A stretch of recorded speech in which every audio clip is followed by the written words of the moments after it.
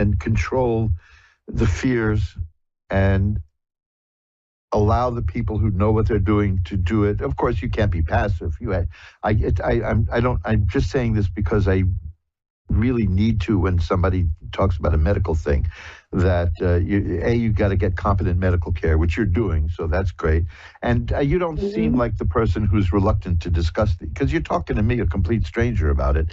So I have well, I'm a therapist, so I talk all day to people. Yes, I have no doubt that you'll be able to speak to the doctors too, and not just be a passive patient. I think you're going to come out of this. Not at all.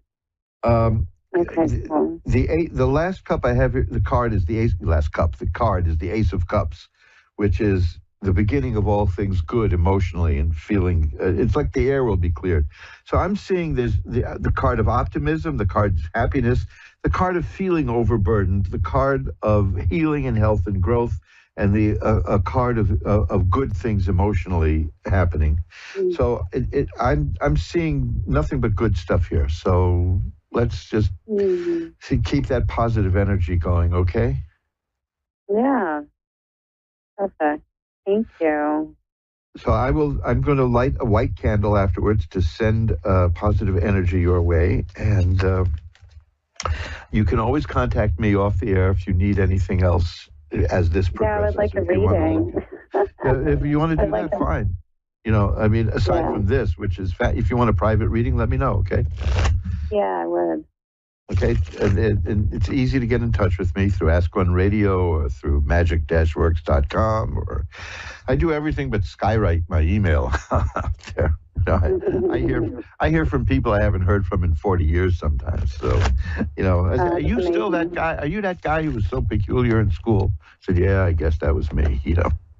So now let me just tell you one last card here, because this is important. This is really good. This is the Six of Swords. In some decks, that's called science, because it's about getting from where you are to where you want to be using the power of your own mind. So you can do that. You said you're a therapist, right? Yeah. Yeah, so you know how that works. So, but and here again, after all that shuffling, here I have the Star, which is optimism and hope. And then I have the Ten of Swords, which is a card that means the worst has happened and the best, whatever was bad is over. So the bad stuff is fading and the good stuff is coming. Okay, these are good. Thank God, because it's been a hell of a year, Reverend. Oh, yeah. Horrible. Horrible. Yeah, I know the feeling. But something, it's going to be better. Here's the Judgment card. That's a great card. That's a person getting what they've earned and what they deserve. And, it's almost a rebirth. So there's good stuff coming your way. Yeah, it's coming. So hang in there and don't be shy about contacting me anytime you need to, okay? I won't be. Perfect. Thank you so much, and God bless you. Thank you for all the work you do to heal others. Appreciate it. Well, we heal ourselves too when we do that. So it's that too from the because I know. I'm also a medium. So I know. Wow, that can be scary. I've helped lots of people. It's been a blessing. Yeah, but when it comes to me, you can't always see your own stuff all the time. I get a lot through dreams and stuff, but. This came up tonight. I pay great attention to dreams. I mean, dreams are very important. Of course. Let me tell you, I'm just going to mention this, not by way of like a cheap plug, but you reminded me of a book that I have for sale at mojoacademy.org, and other people might be interested, because since you mentioned mediumship, and this occurred to me, I have a couple of books out about, not I do. I mean, these are books from many, many, many years ago that I've republished about mediumship. And one of the more interesting of all of them is by a woman named Mrs. Cook, who was one of the more famous mediums in America in the early 20th century. And it's called How I Discovered My Mediumship. And that has been such a great help to so many people that I just wanted to mention that book. Because if anybody's struggling, see, the thing is, and you'll know, is being able to control it and turn it on and off, because you can't have it keep popping up all the time. Oh, no. And I did a lot of work with that because that was really a struggle like 20 years ago. And that's what she details in the book, because as a young girl, she thought she was crazy. Me too. You see, but you're hearing certain things. You see, this is you're picking up vibrations. We don't know if it's the literal spirit, or if it's the revenant, or if it's the echoes of something. But it's there, and some people hear it and some don't. And I can tell you. Let me tell you, this is really creepy. You got a moment? Let's go. Bring it on. There's a great dive bar here in New York called Rudy's Bar and Grill in Hell's Kitchen. It's been active since Prohibition was repealed, and it was around as a speakeasy. And it's one of the preeminent cheap dive bars in the country. And they get people from all over the world there. And there was an old guy who used to sit at the bar and get drunk all the time. He was a janitor, custodian in one of the local buildings here in Hell's Kitchen. And he would just sit there and get drunk. And he turned to me one day. Now, those days, this was up until the lockdowns. My wife and I owned a newspaper. We published a newspaper. We covered the Midtown West area in New York City. And we had the newspaper. And I was in there having a couple of drinks, talking to people. And this guy, Joe was his name. He comes up to me and he says, "Your grandfather is very proud of what you're doing." And I said, "Oh, really?" I said, "Which grandfather?" And he said, "The German grandfather who used to be a publisher." And I could feel the blood draining from my face, because not even my wife knew about that. And the bartender saw me, and he came over and said, "Did Joe just tell you something about your family?" I said, "Yes. How did you know? What is everybody a mind reader here?" He said, "No, you just have that look, because sometimes Joe just tells people things about that." My grandfather, who died in 1925, not 1918. My grandfather died in 1925, so obviously I never knew him. I'm not that old, but I'm old enough. But he was the European publisher of Vogue magazine. Oh, wow. And I don't even think my sister knew that, because my family was very secretive about certain things. And there were certain things about the family that they entrusted to me. And that Joe knew that blew my mind. Now, there's no doubt that he didn't do it. This is a guy who never used the internet in his life. And even if he had, he wouldn't have known what to look up. It's astonishing that he said that. So there are people, and now I think I know years later, I believe he passed on a few years ago, but now I understand why he drank a lot, because he couldn't turn it off, and he couldn't turn it, he couldn't control it. So he just chose a simple life and drank to quiet the voices. Now, let's face it, hearing voices is not something people want to brag about, because you can end up in a straitjacket. Yeah, but right. That's what happened to me at 19, and I thought I would go to the doctor. I said, I think I'm schizophrenic. I was hearing like 6 different voices, and they're like, "Oh, okay." But I was an addict, and I was using substances then. And once I got clean and sober, when I turned 20, the voices came with vengeance, and that's when the mediumship really took out. Like, I would just be seeing everybody's dead people, and they would just come, like the channel opened when I got sober 24 years ago. And it has been like, I've helped hundreds of people because of it. It's been a miracle. It's because of that experience I had with Joe. There's just no way that I can explain that one away. You know what I mean? I mean, even if he was a mind reader and he picked it up from my brain, it's not something that I had consciously remembered until. Right. But he was very, very simple about, because we had just done a lot of work with the newspaper exposing corruption in the political circles in this area, and he said, your grandfather's very proud of the work you're doing. And then he hit me with that. In fact, the first time I told this story on this show, in a little more detail. I kept a recording of that and I stuck it at my website because that's a mind blower, and the people like you who have these abilities to tap into that, it can be very challenging, because the first thing you start thinking is that you're crazy, and like you said, after a while it comes to you. Well, I'm going to try to get one more. I'm going to try to get one more call in because I just have a few minutes left. But keep me posted on what's going on, okay? I will. Thank you so much. And I'm going to come at you for a reading. And maybe I'll read for you, too. Yeah, that would be great.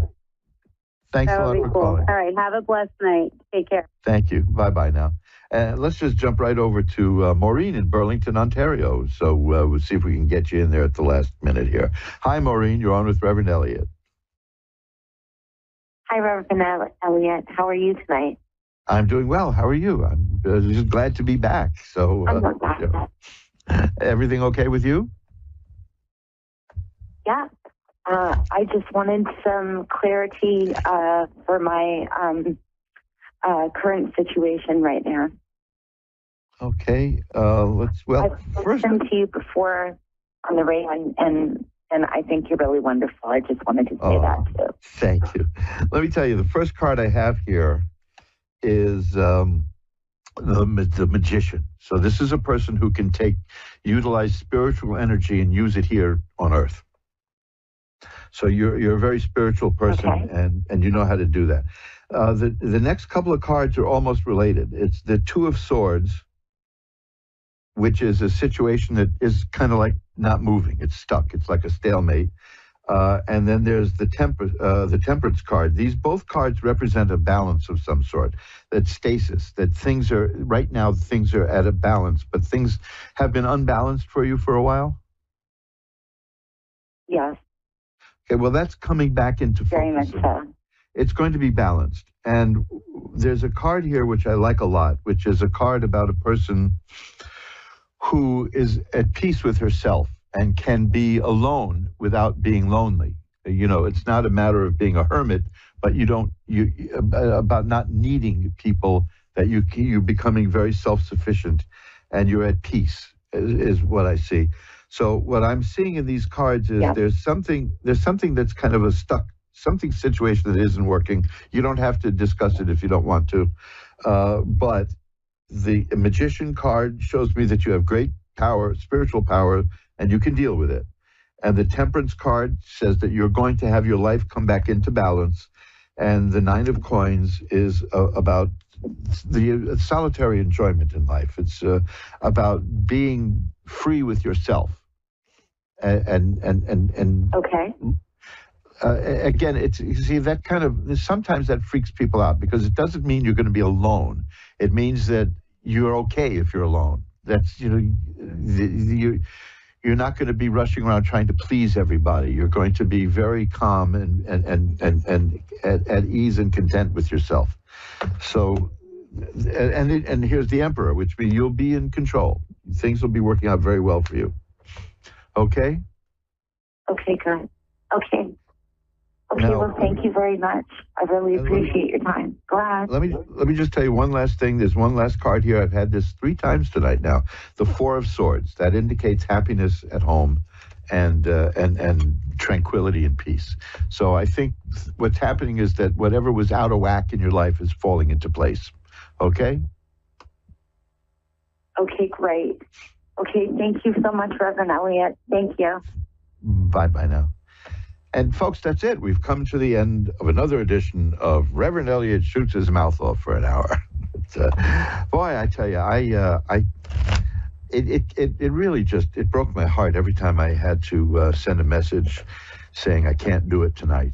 I can't do it tonight because, well, if I didn't have a voice, that would be, I can't do it in sign language until, of course, the day comes when I keep threatening to do this, and I will do the video stuff, but I still get nicely shaved and cleaned up for radio, so I have a feeling that helps, I like to sound ready, but yeah, we're going to be experimenting with video work come the new year.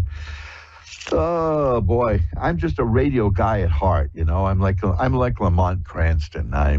Who is actually Kent Allard, for those of you in the know, but the shadow knows. So until we get together next week at 11 Eastern, 10 Central, 9 Mountain, and 8 Pacific, I just want to tell you thanks for listening in. Thanks for calling. I had a great time, and I'll see you next week. Bye-bye now.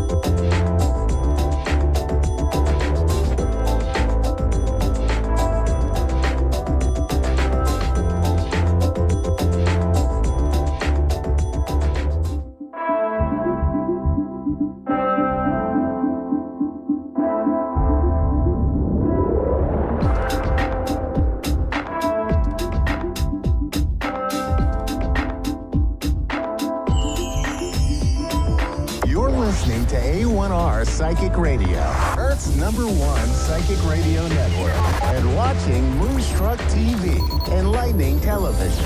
Welcome. Time for Maria Leggett's Medium Show with Maria Leggett. Maria Leggett. Live from MariaLeggett.com. Connect direct. In North America, dial 888-454-2751. In London, 20-3519-2158. In Sydney, dial 02-8488-3147. Or online, contact us through our Facebook page, facebook.com/psychic radio. Or one of our websites, ask1radio.com or moonstruck.tv. This is Maria Leggett's Medium Show on A1R, the Ask One Radio Network. Hello, everyone. Welcome, welcome, welcome. My name is Reverend Maria Leggett, and I am coming live to you from Dayton, Ohio. And of course, I'm always excited to be on here. It is Wednesday, December 13th. 13 is a very lucky number for some of us, not for everybody, but it's okay. I'm coming live to you tonight and super excited to be on here talking about all things about spirits. Today is the beginning of Mercury in retrograde. And of course, we all know that during Mercury in retrograde, technology tends to not behave. So if you are experiencing any issues with your technology, then no, you can blame it on retrograde, at least for the next 3 weeks. After that, it might be you. We know that user error is a thing. And especially since I used to do IT stuff, I know that user error is absolutely a thing, even though the user may not want to admit it. We also have this beautiful time of the year when, it can be beautiful for most people, but it is not beautiful for everyone. We have people who are missing family, and we have people who are not celebrating, but honoring anniversaries of people who have crossed over. And we need to be very respectful and know that not everyone on this earth is super happy that this is the holiday season. Some people are very upset and depressed, and we need to be able to honor people and meet them where they're at. So it's really important that we meet people and understand if somebody says, bah humbug, don't try to pull them out of it. Look at them and honestly say, how can I support you? We need to be there for each other as a human society, knowing that we all are feeling things very deeply, and where you are in your spiritual journey may not be the same place that somebody is on their own. And we need to not put our expectations on someone else, allowing them to be where they need to be in the moment. And that becomes really important, especially right now. We are struggling with being seen and with being heard. So many people have trauma in their childhood, trauma in their teenage years, trauma as an adult. Whatever it is, know that you are not alone. Your spirit team is there with you, loving you and supporting you on your journey. And being open to them is going to be a beautiful thing for you. So with that, I want to welcome Pamela to the show. Hello, Pamela. How are you? Good. Well, you were right on. I knew there was a reason I must have been talking about this. Yep, that's exactly my path right now. How may I be of service to you this evening? How can I support you? I'm taking on some big stuff, and I just need to know that I'm on the right path, and I will be heard. Okay. The very first thing, Spirit's taking me way deep down into my chest. And I want to talk about, it doesn't feel like anxiety. It just feels like things are weighing very heavy on me. Does that make sense? It makes so much sense, ma'am. Perfect. And they're actually taking me down into both lungs. Like there are decisions that I have to make, and I just need to be able to breathe to get through all of this. And Spirit is showing this to me as though it's going to become really important for you to recognize that the choices and the decisions that you're going to have to make going forward, yes, they may affect other people, but in the end, you are the one that ultimately is going to have to live with all the decisions that you're making right now. Does that make sense? Yeah. And so what becomes important? It was making the right one, because people who don't support me and going forward are trying to find every reason not to. And I don't know if I should give up and listen to them or just keep fighting what I'm doing is right. No, Spirit, what I heard in my head was stay the path. And they're showing me that people outside of you who are trying to come at you with all of these things, right? Like people from the right, people from the left, people from the front. And interestingly enough, they're talking to me about people who are talking behind your back. Does that make sense? Taking on a case right now against people that's exactly what's happening in my life right now. Perfect. And I'm standing up to them, and they don't like it. Correct. And that's the thing, right? They're coming from a place of fear, and you're coming from a place of, I just trust that this is what I'm supposed to do. And they're expecting you to bow and kowtow to their fear, because if you don't lean into their fear, then they're going to have to look at their own actions and their own behavior, and they really don't want that. Oh my God, that's exactly what's going on. Oh my God. Wow. Yeah. So it's really important for you to go within and remember to breathe. Because feeling, they're talking to me about you being clairsentient, which means you can feel other people's stuff. So when they're coming at you with all of their things. I feel their energy, and I get emotionally sick when certain energies are around me, and I just thought it was in my head. No, it is not in your head. You're feeling their junk. So this is something that a lot of people are struggling with right now, right? So many people are realizing that they're clairsentient. I know a lot of people want to use the word empath. I'm an empath. I'm an empath. What you really are is clairsentient. Because I really need to can detail stuff, and I just thought I was crazy. You're not crazy. I can detail images of people. So if you're crazy, I'm crazy, and then this whole channel is crazy, and we're not crazy. Thank you. I needed this so much. Yeah, you are not crazy, my love, not at all, because this is what we're meant to do, right? People like me who do what we do, we make it possible for other people to realize you are not crazy. My path. Yes. I think for a lot of people in this journey right now. Yes, maybe I'm wrong. So, nope. So I want to talk to you about is I want to give you a very simple image for you to recognize how you can protect your energy from those people who are coming at you. So when all of this is coming, you have a decision to make. Spirit is very clear, stay the path. Staying the path is going to help you to feel less anxiety across your chest in the long run. If you give in to what they're doing, you're going to have panic afterwards. So you may feel the panic right now while they're coming at you, but it's the afterwards that becomes the problem. And you're going to realize, oh my God, what did I do? So what I want you to do is I want you to visualize a beautiful set of guardian angels who are your protector guides, that they are going to form a beautiful circle all the way around you. And anytime that these people are coming at you with their junk, know that these protector angels, these guardian angels are fully around you and they are protecting you. So I want you to visualize all of these. Yes. Did someone hug me not that long ago telling me I can do this? Yes. I felt like arms wrapped around me and said, you got this and you can do this. And from there forward, things started making sense. It was like a couple of months ago. Yes. Yes. So you want to use these protector angels, put them all the way around you. And when stuff starts coming at you, trust that these angels are going to take care of you and that you can surrender to the highest good and just say, okay, look, I know you guys have got me. You're going to protect me.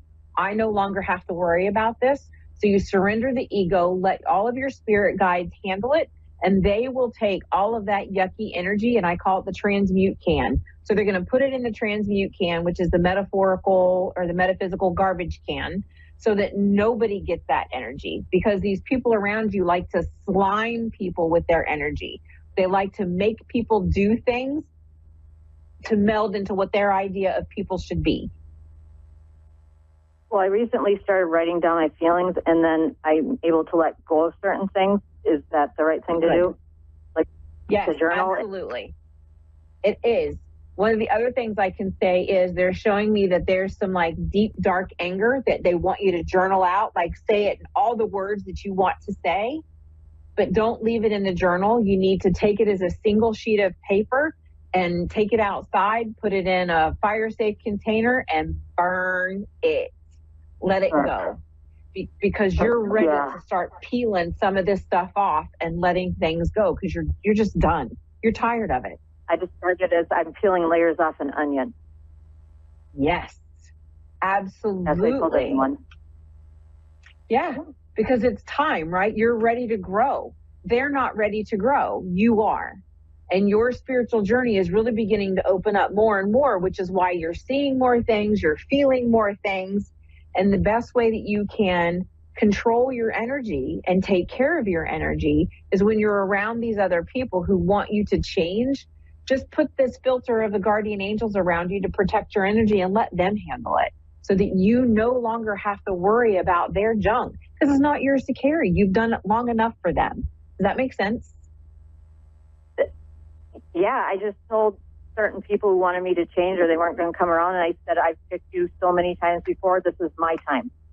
This just happened yesterday. Yes. And that's why this is happening, because you're changing the rules and you're setting healthy boundaries where you didn't have them before. And Spirit is saying, keep setting the boundaries, keep doing the things.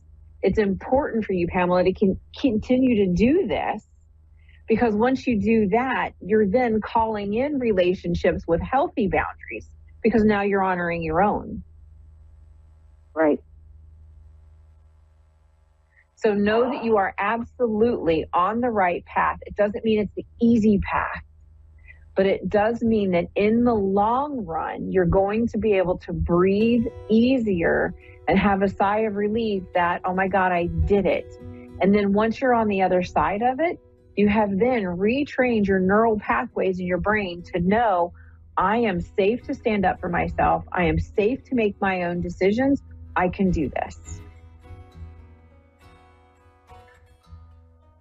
Does that all make sense? It makes so much sense. So much sense, and thank you, because I was really struggling listening to the ones telling me to stop. So many people have been coming at me telling me to stop, but every ounce of me is saying no. Yeah. Do what you know is right for you. Thank you so much, Pamela. I am so grateful that you came on to the show tonight, and thank you for allowing me to support you. I truly appreciate you.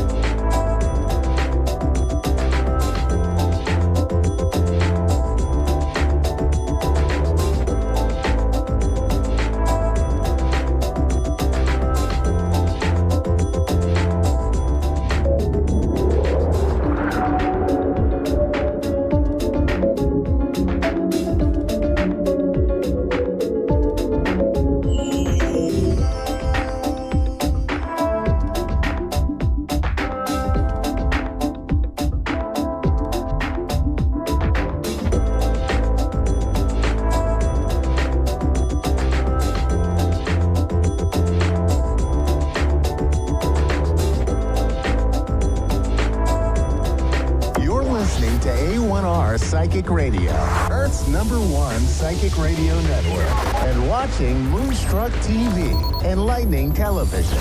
Welcome. Time for Medicine for Your Spirit with Raylene Byrne. Raylene Byrne. Live from RayleneByrne.com. Connect direct. In North America, dial 888-454-2751. In London, 20-3519-2158. In Sydney, dial 02-8488-3147.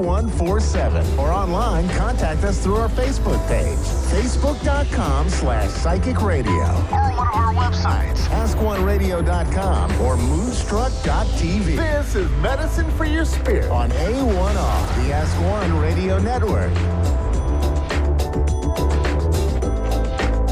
Namaste, everybody. Raylene Byrne, Medicine for Your Spirit. Weeks away from the end of the year, and boy, are we in the big energy momentum shift right now. And I'm sure even the muggles of the planet will be feeling the big changes that are being initiated and the flow on of it and how we're stepping towards 2024. It's going to be a massive year. And in all the moments where I tune in and get my direction, I suppose, from all the powers that be, I keep being told that this 2024 will be a pivotal year in human history. So how do we prepare for it? We've been talking about it for a long time. And you've heard me say, and I'm sure you've heard many, many others say, we have to find our central anchor point. We've got to find our steadiness within. There's going to be a lot more craziness going on in the next 6 months, but coming back into our own center, coming back into our own steadiness, stability, knowing is what will help us navigate everything that's on its way. It has to keep falling apart the way it has started. It has to. New things are being built right now, but they're being very covert, but they're all happening. So we have the summer solstice coming up next week. So in the Northern Hemisphere, it is the longest night and the shortest day. And in the Southern Hemisphere, where I am, it is the longest day and the shortest night. So it is always a time about the light that we are. In the Northern Hemisphere, it is tapping in, that winter solstice, tapping into the light that you are to guide you through the next few weeks, months of darkness, you know, when there's shorter days. And in the Southern Hemisphere, the bright light that we are open up, we're expanding and we're shining out. There's a lot of energy and a lot of action. So it's a beautiful point of harmony on the planet. The Northern Hemisphere closing in, the Southern Hemisphere opening up. So it's really, really lovely. Now, with that, there is a lot of energy shifts between now and the end of the year. So set your intentions for 2024. What is your soul calling you forward to do? What are the, where are you putting your energy in 2024? Where do you want to direct it? What outcomes do you want? And it's really fun to start with a mantra. And I've been doing I'm open to receive more in 2024. I'm open to serve more in 2024. So have a little play with that and see what resonates with you. What is it that you want as a mantra or a declaration or an overview for 2024 for you? What do you want in 2024? What do you want more of in 2024? So I have a lady from Florida, Molly. It's Raylene here. How can I help, support, guide, help you? Hi.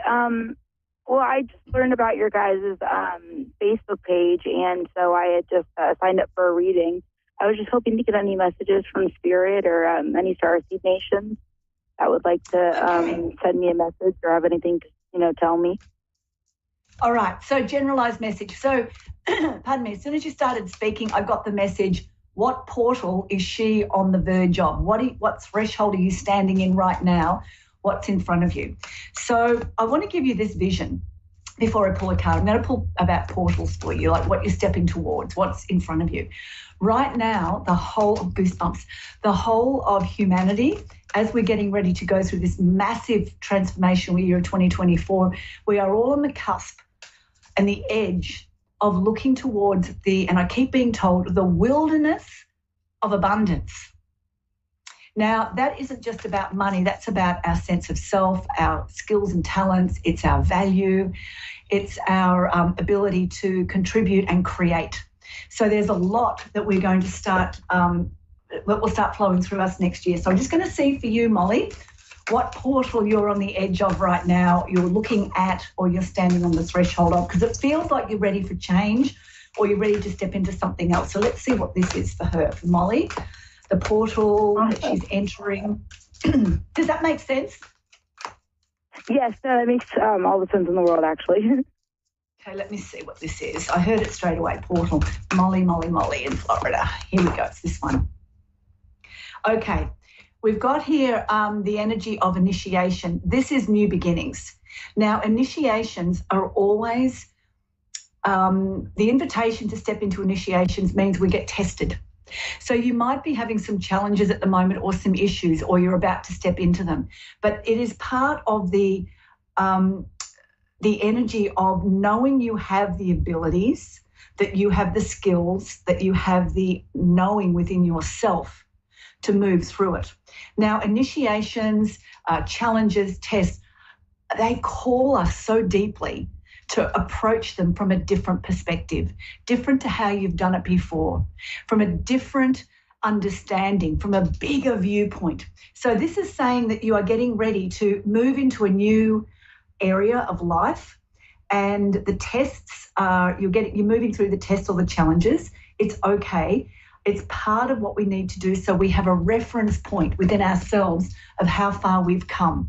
So I would suggest that for you, I'm being told right now for you, have a think back over the last 6 months, some of the changes that you've gone through within yourself, some of the learnings that you have experienced, and then know that you can go to the next level. So that's the first thing. That's the first portal. It's asking you to get ready for this change, and it is like a test or a challenge for you to know that you can do it if you haven't already gone through it. And the next one is, there it is. I knew it was coming. Transformation. This is the energy of transformation. This is what the initiation is. You're getting ready to emerge as, or letting a new part of yourself emerge. So this is really interesting. I just want to share this. When a caterpillar goes into its action of transformation, it seals itself off from the world. It creates a cocoon or a chrysalis, whatever you want to call it. And inside that chrysalis is where the transformation happens, because that caterpillar has to completely dismember itself. And it's quite a messy, aggressive, violent sort of dismantling. But then it reforms as something with a different level of consciousness and different skills and talents. And this is where I feel you are. You're in this, it's almost like you're pulling the old part of you apart and dismembering, and you're getting ready for the new part to emerge. So this is what transformation is. It can be a bit messy, and that's probably the initiation energy, but you're in it. And what comes from it is something quite different and stronger. It may not look different on the outside, but the energy that you pulse with and you radiate becomes clearer and stronger, and how you see life and approach life becomes way different to how it was. That's what it feels like when I look at these two for you. Does any of that make sense? Okay. Oh, yeah, no, definitely. I had this crazy spiritual awakening back in April where before this day happened, I wasn't even really sure if I believed in, the metaphysical realm or, an afterlife. I was 50-50. I was keeping an open mind, just kind of observing and, just going with what felt right. And so then I had this crazy day. And then ever since then, I've just kind of transformed as a person. I see the world in a way that I never thought would be possible. I understood the interconnectedness of, humans before this day happened, but now I understand why we're so interconnected. And just like everything that I ever, had questions about based off my observations and based off all the perspectives I had ever gained. Just all kind of started to bring itself full circle and like this crazy, like almost like I was receiving downloads. And that's the way I refer to it, is like receiving an actual like download. And ever since then, you know, my dreams have gotten even more vivid. I rarely don't go lucid in a dream. I see just crazy things in my dreams. I feel like I'm shown universal secrets in my dreams. I mean, just tons of stuff, kinds of things that would, you know, probably get me in a nut house if I really went into them in detail. But just wild, you know. I'm not the person I was at the beginning of this year by any means. That's fantastic. So you're in the transformation now. I love it. When I hear people saying that they have an awakening and they start getting downloads, you know, is it downloads or is it deep rememberings? You know, I'm still trying to work that one out, because I feel that this is my understanding that, and it's been taught through the ancients, and a lot of Indigenous cultures all over the world say this, that everything we need to know we already have within. The universe lives within us. So if we are the universe within, then it means that we have the ability to connect with anything in the universe. So are we getting downloads and uploads, or are we going deeper and remembering and connecting into the parts of ourselves that we've been shut off from? So it's, I believe, the way I see it is it's our cerebral cortex. I'm sorry to cut you off. I didn't mean to. That's okay. I see it as our cerebral cortex being more and more so utilized. And so that's kind of what that transformation is us utilizing something that the average everyday human, I'm pretty sure, only uses about 10% of. And we're using the full capacity of our brain. That's correct. Well, as full as it can be right now. But look, I hope that was helpful. Thank you for calling in. Lovely to meet you. And I've got to sign off now. But for anyone who's tuned in, please come and visit me on my website, raylanebyrne.com. I represent Medicine for Your Spirit. And for 2024, if you're interested or keen or want to know what's coming up for you each month, I do overviews, soul overviews, month by month. It's on my website. And it's very personalized. It's like what your soul needs to know for its growth. We tap into that level. It's very deep, and it's very, it's like walking through life with someone's hand on your back, like the universe has got you. So if you're interested, come and have a look. We are the medicine that we need. We just have to remember that and start living it. So good to see you all. Bye for now.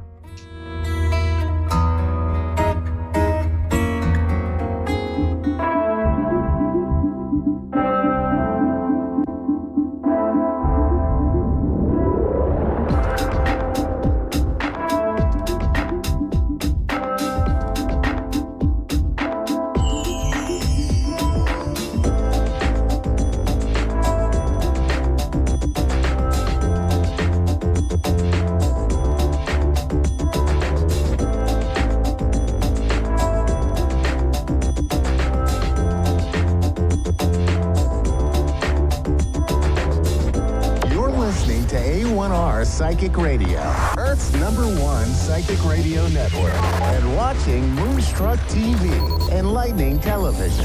Welcome. Time for New York City Celebrity Psychic with Perry Lyons. Perry Lyons. Live from PerryLyonsBrilliance.wixsite.com/Perry Lyons. Connect direct. In North America, dial 888-454-2751. In London, 20-3519-2158. In Sydney, dial 02-8488-3147. Or online, contact us through our Facebook page, facebook.com/psychic radio. Or one of our websites, askoneradio.com or moonstruck.tv. This is New York City Celebrity Psychic on A1R, the Ask One Radio Network. Hello, happy holidays. Merry Christmas, happy Hanukkah, happy Kwanzaa, happy solstice, and happy, I don't know, National Cupcake Day, whatever it is. So, so I had this fabulous show all planned out. I was ready 2 hours early. And then I had an idea. And my friends who love me And I love you. You are all my friends too.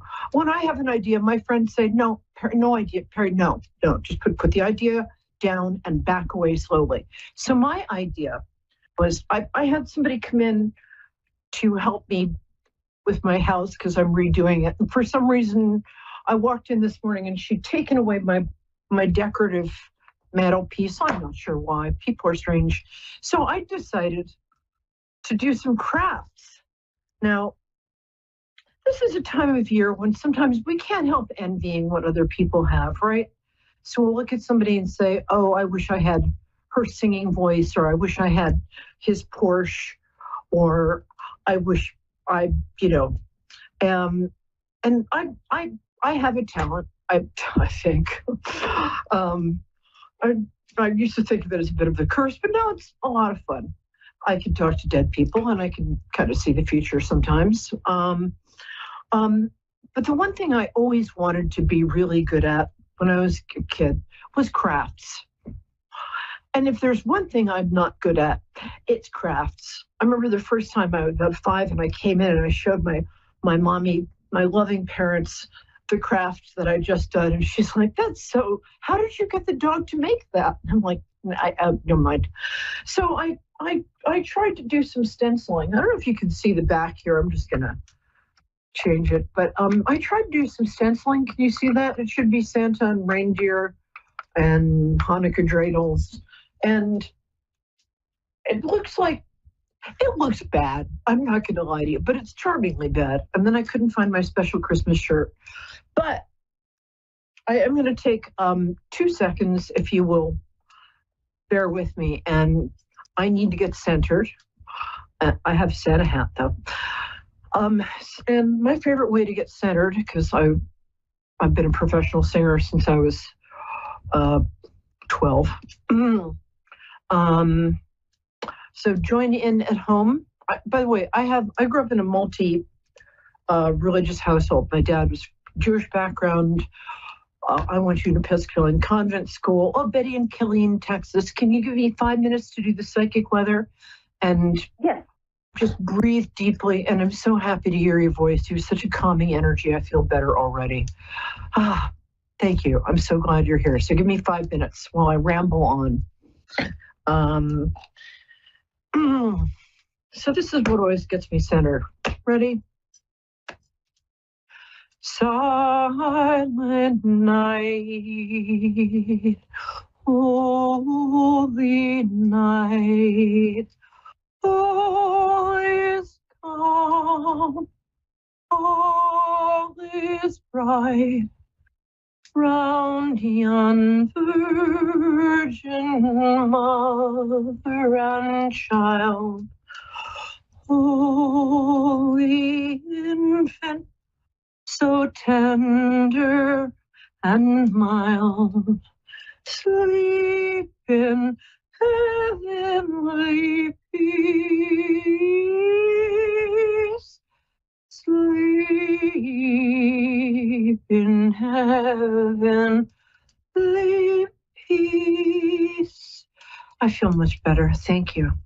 Okay, darling, if you could give me 3 minutes, we're going to do the psychic tarot weather, which is just like regular weather, except less damaging to crops.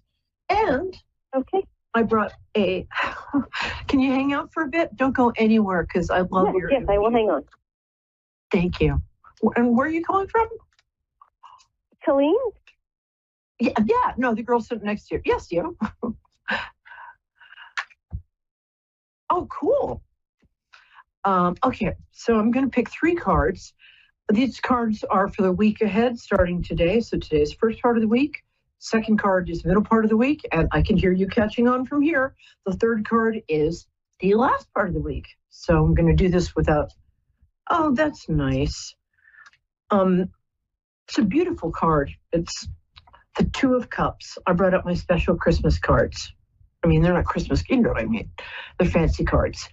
This guy he's dressed like Christopher Columbus. He might even be Christopher Columbus for all I know. He didn't tell me.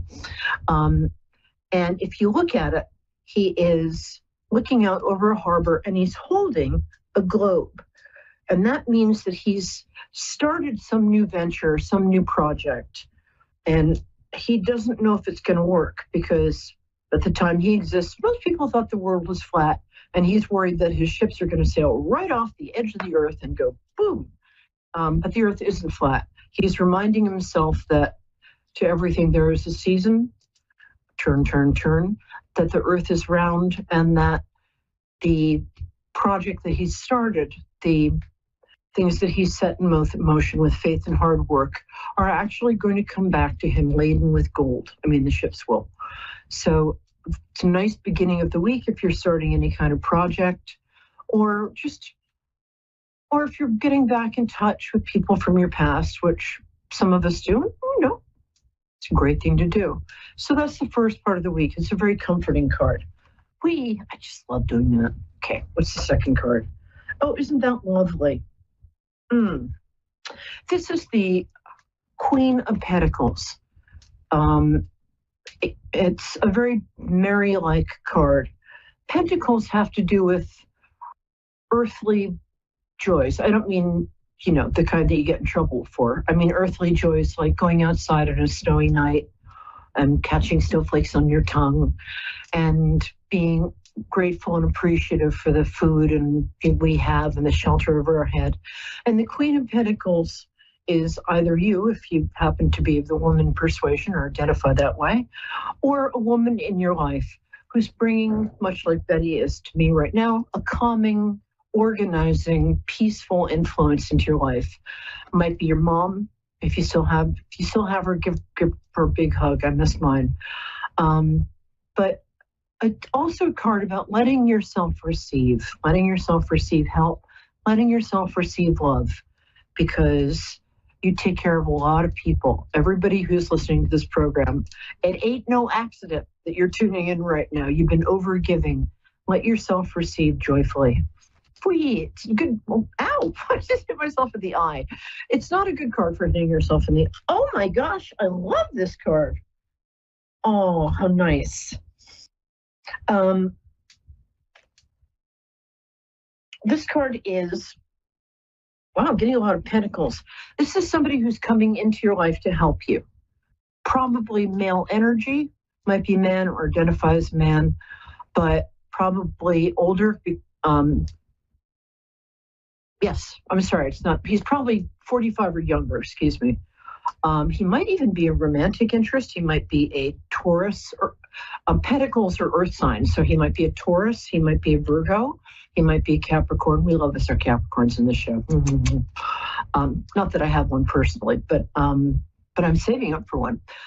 This is somebody who's coming in just to help you, and sort of like the Queen of Pentacles, somebody who's an organizing, calming, helpful, loving presence in your life.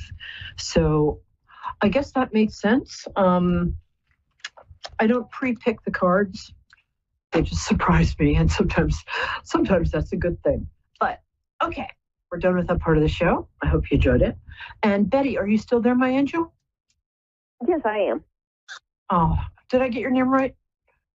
Yes, you did. It's Betty. Good. Oh, that's such a cute name. I have a niece named Betty, and I like to connect people through their birthdays. So if you don't have to tell me the year, don't ask, don't tell. So if you wouldn't mind telling me what day you were born, I can connect with you. June 30th. Oh, you're a Cancer, water sign. Yes. Yes. I'm a Pisces. We get along great. No wonder I love you. And wow, you got a lot going on, girl. Boy, things are just about to take a big upswing for you, and it's about time. You've been doing a lot of stuff without getting thanked for I'd say about 20 years, but especially the last 2 years. Have you been kind of holding the family together, you've been the force holding everybody and everything together. Not a lot of people have turned around and said, hey, you know what? I really appreciate your help. Thank you. So on behalf of all those people who haven't said it, I'm going to take a second and say thank you. And I'm right, aren't I? That's what you've been doing. Yeah. What a lovely person you are. How nice. So do you have a specific question in mind? Well, my husband wants out of the country. I'm sorry? Did you ask if you should move out of the country? Oh, no. I said my husband works out of the country. I was wondering if he was going to be coming home back to the United States soon. Yes. Is he working? Maybe it's because I had a fiance who worked in Qatar. Is he working in the Middle East? I think I'm wrong about that. He is. No, you're correct. Yes. Okay. Excuse me. Damn, I'm good. I like him too. He will be coming back. He's homesick. Do you mind if do you have two kids or 3 kids? They're moving around a lot. I can't tell. I have two children, and he has a boy. So he has a boy. So that's why I was confused. So you've got 2, he's got 1. Correct. Have you been married 6-ish years? 7 years. 7 years. I should have just gone with 7. That's what I got first. Okay. By the way, if you want to have another kid, there's one kind of circling you, but it's optional, so don't feel pressured. No pressure, but let me know so I can send you a gift. I'm not sure if he's back for Christmas, it's going to be short. I think he's going to be back for longer in February, but I think he's going to be back for good. It's not as soon as I would want it to be, but July or August. He's a good man. He's, in my father's culture, what they would call a mensch. A mensch means stand-up guy. He's a good guy. I'm glad you guys found each other because you're awesome. I agree. Yeah. And it's neither of your first time at the rodeo. Why don't we say that? I mean, I love rodeos, but what do they have to do with marriage? Also, I think this is your guy. I think you're just going to stay together and grow old together. And you're going to grow old with each other, not because of each other, which is something I see a lot. Okay. He's got a little health issue, which he's not really talking about. Does he have something on the left side of maybe a left leg problem? He does not talk about his health issues, but I do feel like he does have leg pain. I always think it's the right, but maybe it is the left. And I think I know he has high blood pressure, so I think he's got some cardiac issues that he's not talking about. Because I'm a pushy New York broad, can I make a couple of suggestions? Yes. There's a really good app, and I don't get money for this. It's just a really good app called 10% Better. It's an app to teach people meditation who would otherwise never, ever, ever learn meditation. It's essentially teaching meditation to guys. Guys, they're like, yeah, I'll learn meditation just as soon as there's a snowball fight in heck. It would be good for him, though, because he internalizes everything. He doesn't, even though you're the person he trusts the most in the world, communication is not his strong point. He feels like it makes him seem less strong or less manly. Or he's a very kind of 1950s guy, which I actually think is really cute. But I mean, I've already watched It's a Wonderful Life 4 times in the last 3 days, so I like that era. But he's a guy, is what he is. He's a guy. I love that. I think since I'm looking at him, it might be his right side because I'm looking at him. So if I'm seeing left, it's probably his right side. His hip is a little out of alignment. He might have. I'm not a doctor. I'm just saying he might want to get it checked out. Yeah. So, but I think a little rheumatoid arthritis or something that affects his joints runs in the family. I think his mom or his grandmother had a hip replacement. Okay. So he might want to. What I'm saying is it's fixable. He just needs a good orthopedist. Tell him to go to an orthopedist. He needs to learn meditation because the high blood pressure, it is genetic, but it's also because he just feels responsible for everybody and everything in the world, and he has to make everything better for everybody. And I love him for that. And you guys have that in common. But try to relax and be really nice to yourself. You know what? Here's a thought. Take a couple of days off. Take a bubble bath. call somebody you really like and complain to them. They'll probably die of shock because I don't think anybody's ever heard you complain. But I don't. but arrange a nice funeral for them and then call a different friend. We have a couple more. I'm just enjoying. You have such a nice energy. I wish you were closer. Go get a beer. Well, I don't drink. Go get a root beer. Is there anything else that you're thinking about? Because it feels like one of your kids is pulling some of your focus right now. I don't think my kids are pulling, or either any of them are pulling my focus right now. Oh, so you don't care about your children? No, I'm kidding. That's a total joke. Right? You love your kids. Your kids are doing great. Yeah, actually. Boy and a girl. I have 2 boys and he has a boy. That's a lot of boys. Maybe you should trade in for a girl. I'm sorry. I don't know that I can deal with a girl, but. And then of course I'm working on my. Well, yes, I do because I'm the only female, but I am trying to work on my spiritual growth as well. You're trying to work what? On my spiritual growth. Oh, you're naturally spiritual. Nature, you're a real nature person too. I don't mean like you go around planting apple trees for. Where did that come from? But nature grounds you, and I think that you find higher power, source, God, whatever it is that is unconditional love. I think nature really plugs you right back into that. But wear warm clothes. You catch cold easily, and you've got a little bit of weakness in your chest, so make sure you always wear your muffler, young lady, okay? That's true, too, isn't it? Yes, ma'am.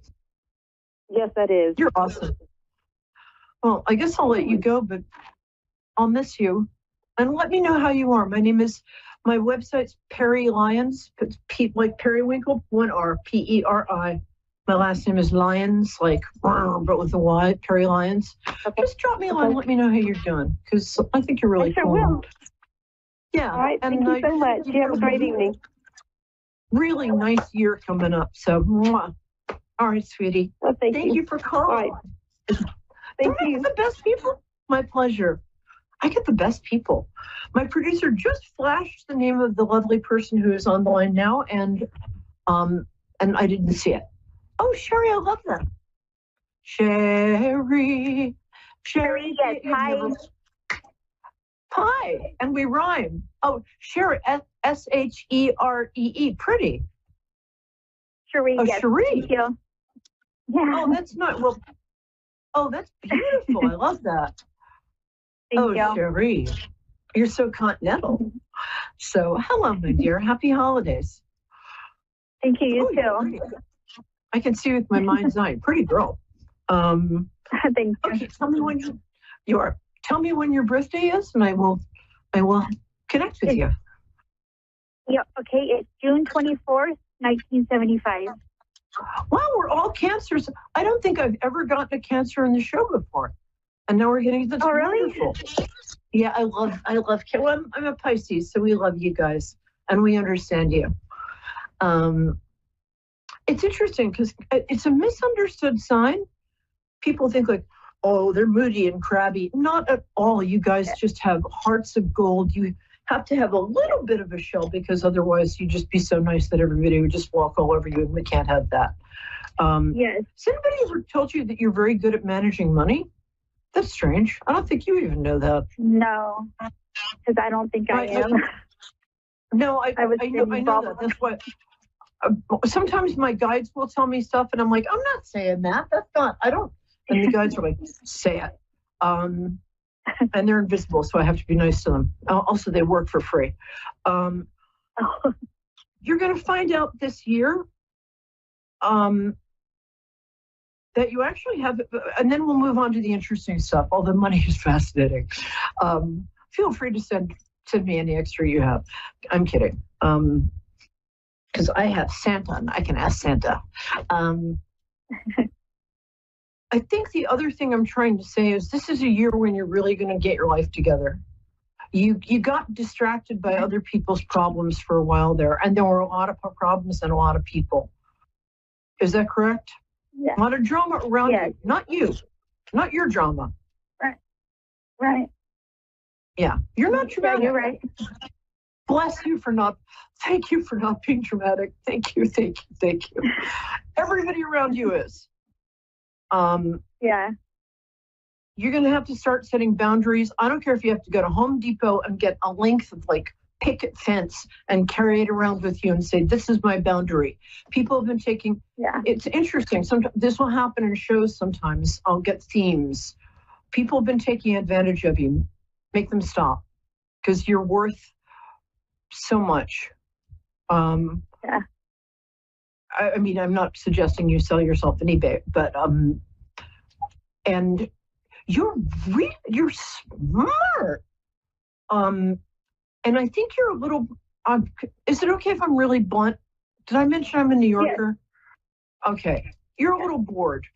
You've outgrown your current life. I live in a state where you can. I live in 2 states, but where there are colleges you can go to for free. I think you need a career that challenges you, that you can grow in. You're smart, and you haven't gotten, because not everybody. You have friends who really love you, because you really do. 3 of them, in fact, and one of them is just such a sweetie, and I think her name begins with K. But I think you need to start thinking bigger, because you're smart and the world needs smart, capable women. And I think this is the year this is going to start soon. It's going to start around January 4th, around mid-February. Something's going to happen where that thing I said to begin with, where you find out wait a minute, I'm good at this money and adulting stuff. Although you sound like you're 22, but you're probably not. You have a very youthful spirit. I've got 60 seconds. So did you have a question? Or did I just talk your ears off? Yeah, I wanted just to, I don't know if you could tell me about my mother, because my mother passed away 2 months ago. I'm just having a hard time dealing with that. Oh, God, that's hard. Okay, I've got 30 seconds to find your mom. So give me her first name. That'll help. Julia. Oh, she's lovely. Boy, is she right there with you. And okay, here's what I want you to do.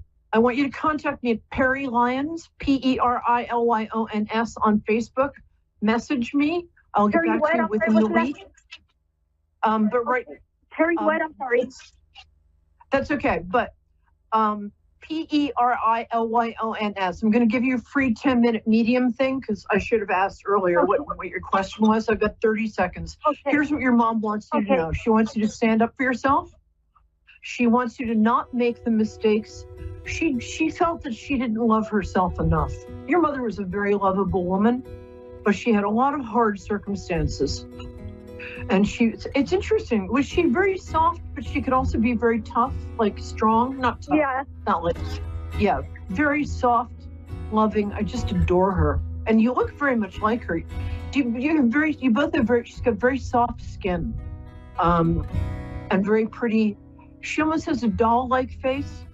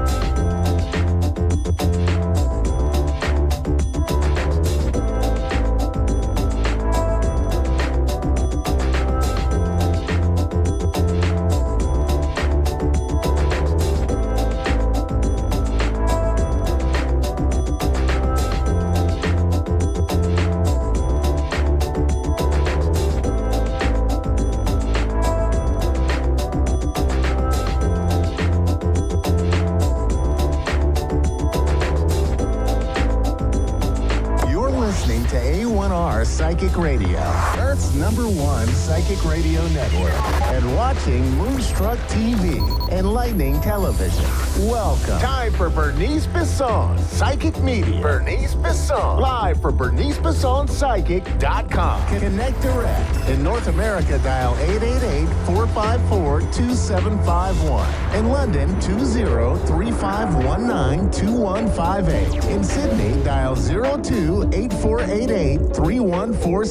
Or online, contact us through our Facebook page, Facebook.com/Psychic Radio. Or one of our websites, AskOneRadio.com or Moonstruck.tv. This is Bernice Bisson, Psychic Media on A1R, the Ask One Radio Network. Welcome. It's Psychic Tuesday with Sweet Bee, and we're here to talk astrology, do some readings, answer questions. Okay, so it's been 7 days since I saw you, and it was a pretty quick 7 days, and we're right on this cusp of Mercury retrograde, which I'm sure a lot of psychics and astrologers have been talking about, because Mercury retrograde's in Sagittarius, in Capricorn, going to Sag, and then back to Capricorn. And we've also got our new moon in Sagittarius. That's a bit of a reset button. And it's also a bit of a challenge between our philosophy and getting things done. And so we've got sort of this push and pull about our belief systems, our philosophy about things, our perspective on things. And with Mercury retrograde, I feel like maybe we're feeling like we have to defend ourselves. Maybe we're feeling like we got to explain ourselves. Maybe we're feeling like we got to go over old details, plans, travel plans. So the next few weeks, really be mindful about following up. If you didn't hear from them after you emailed them, they probably didn't get it. If you called and left a message and you still got but text them. So it's one of these energies where you have to go back over communications. You might find that your philosophy or your belief systems might be in conflict with some of the stuff going on around you. And it's causing you to have to go back and reflect on your perspective and come forward with a change perspective, or maybe validated in your perspective. So, because we also have a lot of Pisces energy with a couple planets direct there, sort of enlightening us about the truth of things. Maybe things start to get revealed that we didn't see before. Now, if I think about all the signs, I'm going to message each of the signs like I did last week. And we're going to start with Aries, our first sign of the zodiac. And we've got our Aries this week. The energy for Aries for the next 7 days. Now, this can include your sun, your moon, or your rising. And it's good to listen to all three if you know all three to get the benefit of even bigger benefit to all the messaging. And so if I look at messages for Aries, if you want the truth, simply strip away every illusion. And it's a bit of a wake-up call for Aries right now. They've got all this huge lunar axis, North Node destiny stuff, Chiron going on in their sign, which is an asteroid. And he's known as the wounded healer. And so Aries are really having to shake off old belief systems, having to shake off old relationships, shake off old friends, shake off old jobs, and really step into their power, particularly by their birthday. They have a very powerful new moon then, and a full moon eclipse, which will be pretty powerful in the house of partnership. So in Aries, I feel like you might want to try to hang on to the past, go backwards, but it's not time for you anymore to do that. It's time to step into a new beginning, and particularly with your birthday coming. So it's some big stuff. But this week in Aries, be patient. You're hearing some good news. Maybe about work. Maybe something's coming up for you that was a bit unexpected, or it's being offered and you were expecting something different. And so the next 7 days seem to bring that to you. We've got Taurus, our little Tauruses. Now, right now you've got Jupiter energy in your sign, and you've got Uranus in your sign, and Uranus is causing, the element of surprise in all kinds of areas of your life. It might be coming at you from a few areas. And the message for you this week: harvest what serves you and let the rest seed. Nothing that doesn't all have to come up right away. Be that Taurus that's very diligent. Sometimes you're called stubborn, and I don't believe that it's stubbornness. I feel like it's persistence. Right now, plant the seeds for it to take hold maybe in the spring coming up. This will be the first birthday without a pile of eclipses in your sign. So that's kind of exciting, eh, Taurus? So it really is going to feel like you'll have the freedom for those seeds that you're planting right now, this next week or so. And that could be planting a conversation, planting an intention, putting your resume out there, contacting people. It's those initial seeds that you're planting that are going to take hold and start to grow for you pretty quickly. But I'm going to say coming more towards your birthday time as well. So more towards the spring. Okay, thank you, Taurus. Then we got Geminis. Okay, Geminis, let's see what's going on for a little Geminis. Your ruling planet Mercury's in Capricorn right now, going retrograde. Whew, feels like, and it has a bit of past partnership stuff with it as it goes back into Sagittarius. So family members, past family, friends, relationships, having to go over old conversations. Your ego is not in charge. Your spirit is. Listen to that instead. So Gemini, when you're having to deal with family members, exes, people from the past, where you just listen, hear them out. Let your soul tell you what's going on. Listen to your higher self. Not so much the hurt feelings or I don't like what they said.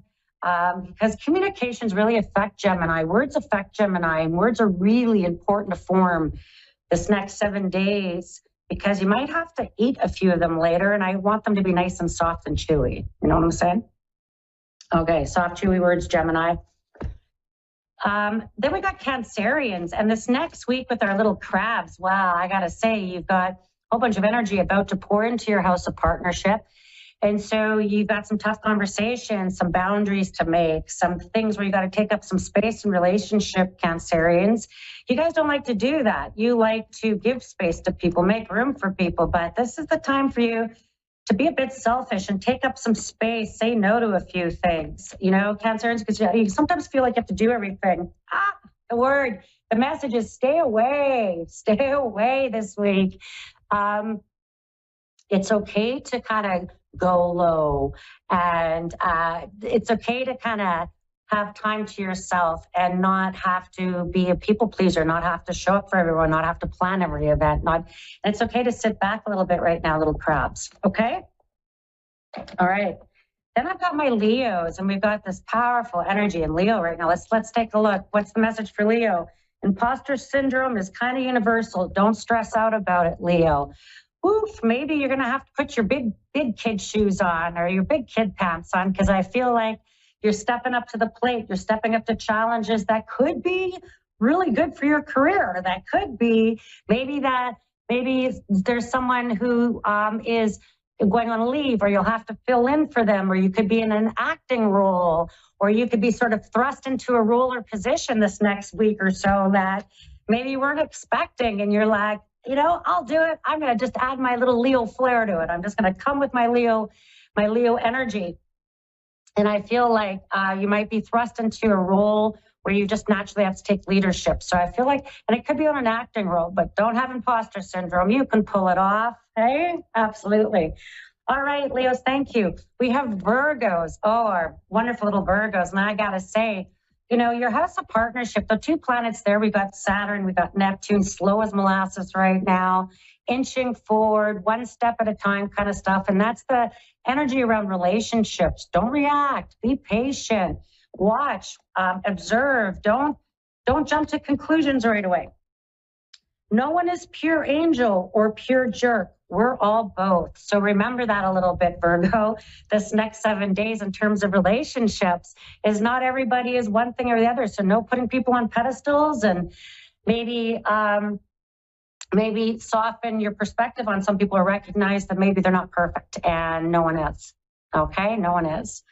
Thank you, Virgos. Then we go to Libras. Oh, Libra, all around your partnerships. Boy, there's lots of energy going on there. And poof, it's lots of karmic stuff. And so this time with Mercury going retrograde, it's going to be real. You're going to hear some old stuff about maybe where you live, about having to move, maybe about properties, assets, things connected to capital, properties, and real estate.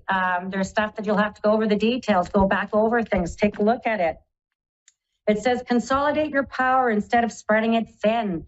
I think that message could even be maybe around debt consolidation, putting all your resources together, trying to strengthen your forces by putting it all together as opposed to spreading yourself out and giving 5% to everybody. You know, this might be the time where you just have to really get focused on what's important and just put all your energy into that basket and to push it forward for you. You got time to relax a bit in January. All right. All right. Thank you, Libra. Scorpios. Okay, Scorpios, you sexy Scorpios.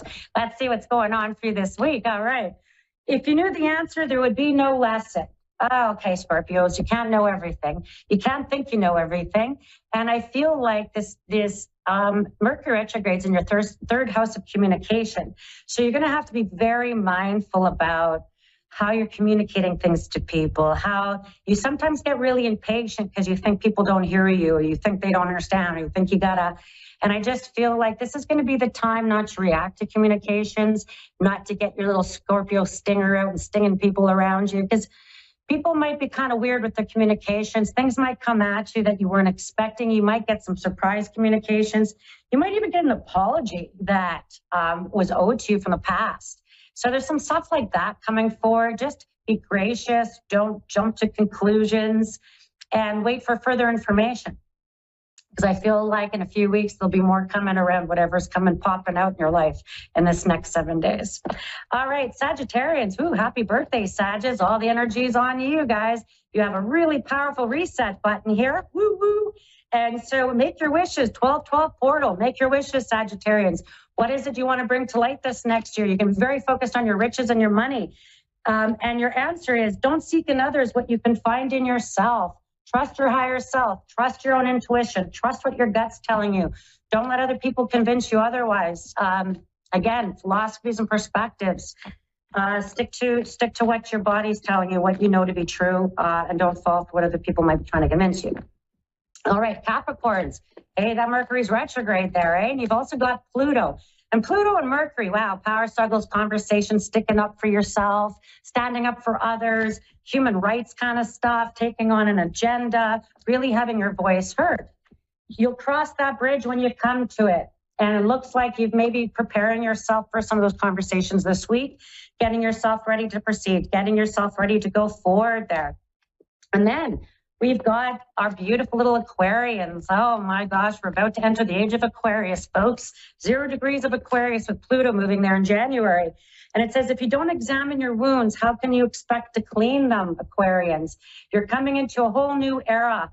And this is the time to examine where your weaknesses are, where those areas you'd like to shore up, where those areas that have never been paid attention to, because they're starting to come into light. And so it's going to be time for that discipline, that focus, really looking at what you're putting in place and what you're healing, because you don't want to carry that energy in for that Pluto revolution. Because if you don't look at those wounds now, Pluto will make you do it. Trust me. Pluto don't mess around when it deconstructs people. Huh? All right. Then I've got my beautiful little Pisces. We're going to finish with the 12th house, our Pisces energy, Neptune and Saturn there, slow as molasses, holding still, making you stand still a bit, and just says, sorry, I'm going to just pick that again. Hang on. Sorry about that. Oh, it says absolutely. You're getting an absolutely. You absolutely know what the truth is right now, and you're being revealed things slowly and painfully, and you have to just be the observer, Pisces, right now, really until your birthday, coming up in February, because it's a time where you're going to go into your 12th house. You're really going to kind of go deep into your psyche. You're really going to evaluate what's important for you for 2024, because as you start to move forward, there's really discipline's going to be really required of Pisces this next year and a half. And it's going to be when you start something, stick to it. And multitasking is not your friend. It's about getting your focus and your goals and really sticking to the plan and sticking to yourself. Don't follow other people's plans. Stick to truly what is authentically you, what you've been working for, what you really, really want. Because I feel like by the time Saturn's done with you, boy, you have it. You have that structure in place, and it's because of the discipline you put over the next 18 months. And this next 7 days are going to give you a taste of all of that. Now, again, your sun, moon, and rising, listen to all three. And thank you. And you can find me, BerniceBissonPsychic.com. And my podcast is there. I do a lot of, I post a lot of paranormal pictures I've caught in different spirit-seeking adventures I've been on. So if you like that kind of stuff, I got some new ones today from St. Martha's Convent, which was a really great ghost hunt. And so I've got some pictures there if you like that. So you can find that, BerniceBissonPsychic.com. You can find my Facebook page as well. Let's get into some readings. I think I've got Donna. Hello, Donna. Hello. Now, my lovely lady, you're in New York, Nesconset, New York. Yes. So did I say that right? Did I wreck it? Yes. Yeah. Okay, so what can I help you with today? I'd just like to know generally what's going on for the next year for me. Perfect. What's the day and month of your birthday? May 21st. Oh, my little Gemini cusp. You're right. So let's explore that. Okay. So I'm going to say the first 4 months, there's something, I'm even going to say maybe by April. So I'm just going to talk about 2024 for you. Okay. So some timelines. And so the next 4 months or so, I want you to watch your leg, your hip, knee, leg, foot, something that, that could become quite chronic, something that you would have to go to therapies for. And I just feel like it could be something that is not a sudden injury. It could be things over time. So just watch your mobility, your hips, knees, legs. I keep getting your right side as well. Then there's also something about, there's two men and they could show up as like brother-in-laws. I don't know that they feel romantic, but as romantic people, but there's one man that there is some health issues with, and there's hospital tests back and forth. And there's something very much about their lower body, and this could be their waterworks, their digestive, their lower colon, their prostate area, their lower body. There's something about this that shows up around a man really close to you. And I see these two men. I don't feel like the one's romantic, the one with the health issues. I feel like it could be a brother-in-law, friend of yours, but he shows up around you. And I just feel like you'd even know about some of this. I'm even going to say the end of January, that the tests and that. I feel like he'll go through it. He'll get through it. And it feels like it's a process for him you might walk through him with. The other thing I wanted to come to was things around money. And that there's a couple of sources of income that's going to be coming into you, Donna. And I feel like there's something really important about something through a legal process, legal papers, insurance papers, like it's through this process. And that there's something about money, I feel like between February and August. So I'm going to say within 8 months of 2024, some sort of financial security. So it's your finances are being secured in some way. I don't think it's a great big pile of money, so don't get too excited. I feel like it could come in even an increase in your monthly income, an increase in your monthly budget. I mean, even to the tune of about $700 a month. So it's not chump change. Okay, so it feels like it's a little bigger. I wish you won it, but I don't think that's what it's from. Okay. Okay. And then there's also something really important with conflicts in people. And you might have to really, and this, I'm even feeling like it could be stuff that annoyingly comes back out of the past. And that you thought you might have been done with it, and it's someone right around you. And I feel like there's a woman, Donna, that could be kind of challenging, and you might have to really bear down and grit your teeth and take it, or you might have to hold your tongue for a bit or hold back for a bit, because I feel like This woman could be quite dismissive, quite combative, and I don't think you're looking for a fight. I don't think so. And I do think that it could even come through, I want to say extended family, but it could be like step or in-law kind of stuff that shows up around you, where you're just not you don't want to have to take their drama or their attack.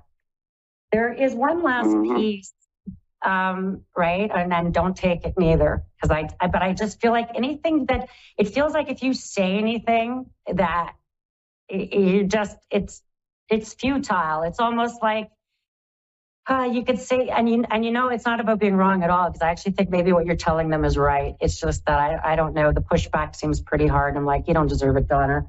It feels like an uphill battle there a little bit that I don't think you have to take on. And then the very final piece I'm going to leave with you is, do you take care of people's animals? Do you take them in or something? Animals? No. Like a cat or something? No. It's a weird question, but you might have to check in on someone's house and maybe care for their pet. They might maybe be in hospital. They might be where they need you to help them with their place. And I feel like it feels like a bit of an extra burden. Like you would have to help manage their house while they're recovering. They need care. There's something about that shows up with you. So I feel like your plate might be a bit full for the first 7 months. And then I do think you get a bit of a reprieve. There's a reprieve for you in May. I think May, there's something about, you might even hear about that money or this extra income coming in, because I don't think it's too far into the new year. And I feel like you're really happy about it. It feels like you'll have more security. Okay? Okay. That's great. Thank you, Donna. Okay. And thank you. Sending lots of love to you in New York. All right. Okay, so we have another caller. Let's see. Who do I have up? Ileana?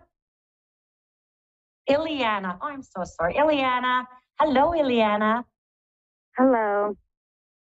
Oh, what a lovely name. I almost want to sing it.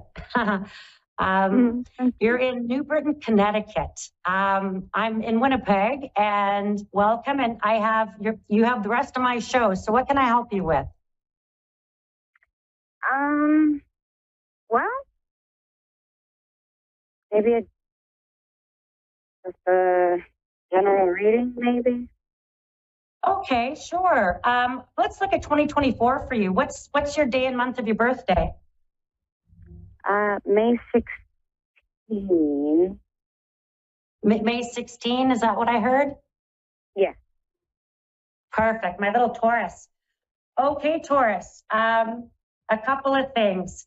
The first things I want to say is the first 5 months of 2024, I feel like there's you, Ileana, and then there's a couple of other women around you that could come in as friends, like a little group of you. And that there's something about a get-together, a getaway, something that's going to be around women friends around you, women sisters, friends, all coming together. And I'm going to say even in the first 4 months of 2024, and I feel like someone's away and is going to come in to see you, or that they're going to make plans to come and visit you, Ileana, where you are. And I feel like it's very welcomed. I feel like it's a nice gathering of people coming around. There is something about having to sort out where a woman lives. People seem to have to move. And I don't know that I mean it's your move, but I feel like it could belong to family and decisions about where they're living. And it may be that you have to go and help pack, help move, help make these changes. But there's something that shows up there around that, and a move that's prepared around family, because I feel like they need help with this. And it's going to show up around even maybe by June, like by the summertime, around moves. I think they're quite positive. There is the announcement of a baby girl, and I feel like it's coming from a young adult in your family.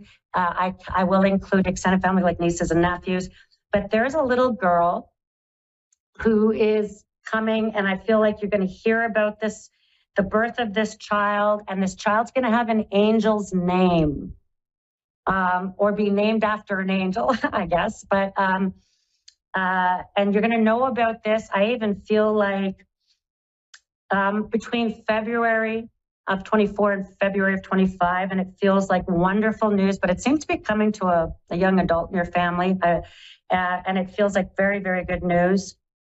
There's some, I know you're in Connecticut, but there is a road trip. There's two days drives, and I'm going to say there's a first where you're going south from where you are, and you could be going further south down the coast and down towards, I don't know, Carolina, Florida, like below you. So there's going to be something about that. And then you're going to have an opportunity to have plane tickets in your hand before the end of the year. I feel like I keep hearing before October. You're going to hear about this travel even before October. More towards the west from you. I'm going to say it, and it might sound crazy, but you might even have an opportunity to go to the West Coast, or in news or invitation towards the West Coast from you. So that could be, I don't know, Seattle, California. I'll include Hawaii, but there's something really important about that for you, like news, invitations. But I feel like it comes a bit maybe towards October, a little bit further in. The one thing that keeps kind of sitting with me, Ileana, and you might not want to hear this part, but I feel like difficulties, I feel like there's a man, like a partner, and I just feel like trying to get him on the same page, trying to get things together, trying to get everything together, trying to get something together with this person. And I feel like it could feel elusive, you know, like unable to come together or get on the same page, or lack of time. Like, so it feels like, regardless of your love life, you might feel kind of alone, or like you're going to have to make the decisions for yourself. You're going to have to make plans on, like, it feels a bit solo still. So I feel like there's something about not able to get some stuff together. And then I'm going to leave you with one last little piece, because I think I got like a minute left, is you have some really, really good news coming. And I feel like it could come very shortly into the new year. And it has something to do with someone's work, their work, or opportunities around work. Something really quite good. And I'm going to say you might even hear about the first 5 or 6 weeks into the new year. And it feels like about someone's employment, and they are very excited about it. Like, they can launch off into it. It's something to launch off into. But there's something really good coming around that right in the beginning of the new year. That feels quite lovely around you. And I want to wish you and your family a wonderful holiday season. And thank you for calling into my show. Thank you. And thank you, my beautiful friend, and sending you so much love and light. And I want to send everyone love and light for the week. You can find me at bernicebissonpsychic.com. My podcasts are there. My social media is there. I've got some new photos up around some recent ghost hunts I've done. And the last piece I'm going to leave people with is, during this Mercury retrograde, remember just to take a few seconds to think before you react. But in this next week, remember, random acts of kindness go a far way. There's lots of food banks that can use your help. And I hope that you're able to extend those olive branches out, because every little random act of kindness counts. And thank you, and we'll see you in 7 days.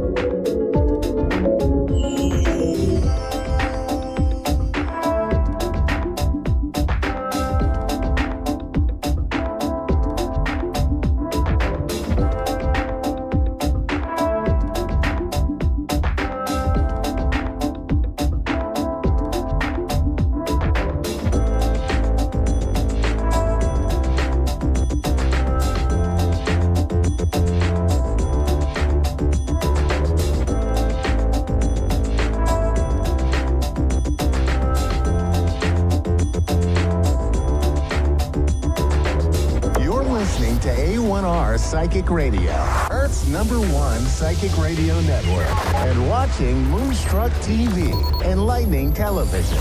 Welcome. Time for Larkin Psychic Medium with Larkin. Live from larkinsreadings.wixsite.com/website. Connect direct. In North America, dial 888-454-2751. In London, 20-3519-2158. In Sydney, dial 02-8488-3147.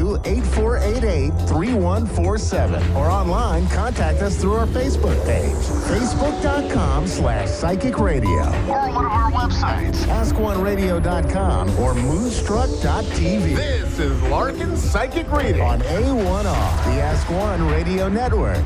Hello, everyone, and welcome back to the Larkin Psychic Medium Show. Come on in and make yourself comfortable. We are going to be taking a caller this evening. We are here to answer your questions about anything metaphysical or paranormal. So do you want to know about your spirit guides and or your angels? Maybe you have been having dreams. Maybe you're wanting to connect with a loved one that has crossed over or communicate with an animal, either here in this life or elsewhere. Maybe you've got other questions that I haven't mentioned here, but that's what I'm here for the next short period of time to share with you. Whoever it is who's going to call in today and connect them to spirit and get their questions answered.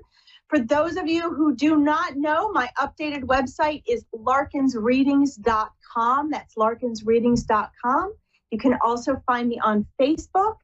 And, we are talking about everything and anything spiritual, metaphysical, conscious, paranormal, because I believe it is so important to make this a way of life. You have been in existence as a conscious soul since before you were born, and you will be for eternity after you cross back over. And so why not embrace the whole aspect of our existence, right? Our mind and body, our soul, our consciousness, and all of that is a part of who we are. You are a soul in temporary physical form, electromagnetic energy that is conscious, having a life experience that we call physical. And there is so much more to our reality than our current society deems normal, right? But I think it's so important to validate our spiritual connections, validate them most importantly for ourselves, even more so than with a reader or a reading.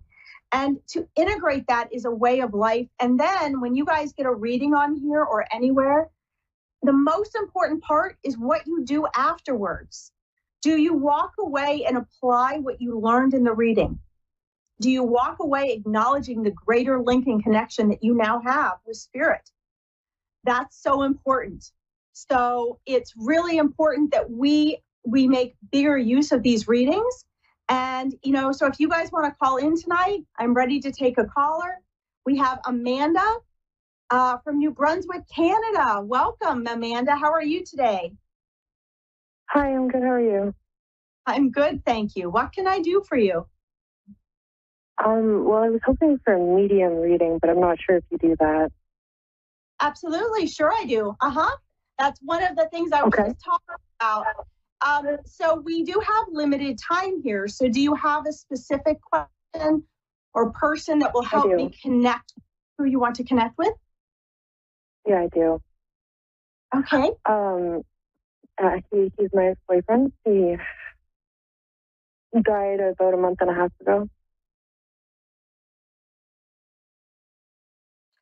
And was this a surprise? Was this unexpected? Yeah. I'm immediately getting this was unexpected. Is this the gentleman? Did he have did he have brown hair? Sort of slender? Yeah. Okay. Yeah. Wow. I'm seeing that it looks like this was very quick. Was he in an accident? No. Okay. Was this quick? Because I'm being shown it was quick. Something that happened quick. Okay. Wow, I'm getting such chills. Oh, wow. He left quite a few things with you. Did he leave you a dog or something? something alive? Did he leave? He didn't leave me anything. Okay. That I'm aware of. I'm getting well, so he's showing me all sorts of different things right now. He is right there. I'm actually, he wants you to be able to actually feel him, Amanda. So I do. You do? Okay, good. Because he is so like physically close to you right now. And I want to see if you can really feel this, because I really have chills, and I hope that you can too. When you feel the chills, that's his electromagnetic energy actually in your energy field, in your energy body. And really, yeah. So the other thing is like if you find yourself tearing up and you're thinking about him, a lot of times it's not that you're thinking first and then you're tearing up. It's that electromagnetic energy is more than you can process. Okay. So like, right now, he's like very close, like tied up against your left shoulder, which would be my right side, which is where I'm seeing him. And he's just saying he's so sorry. Like this took him by surprise as well. Gosh.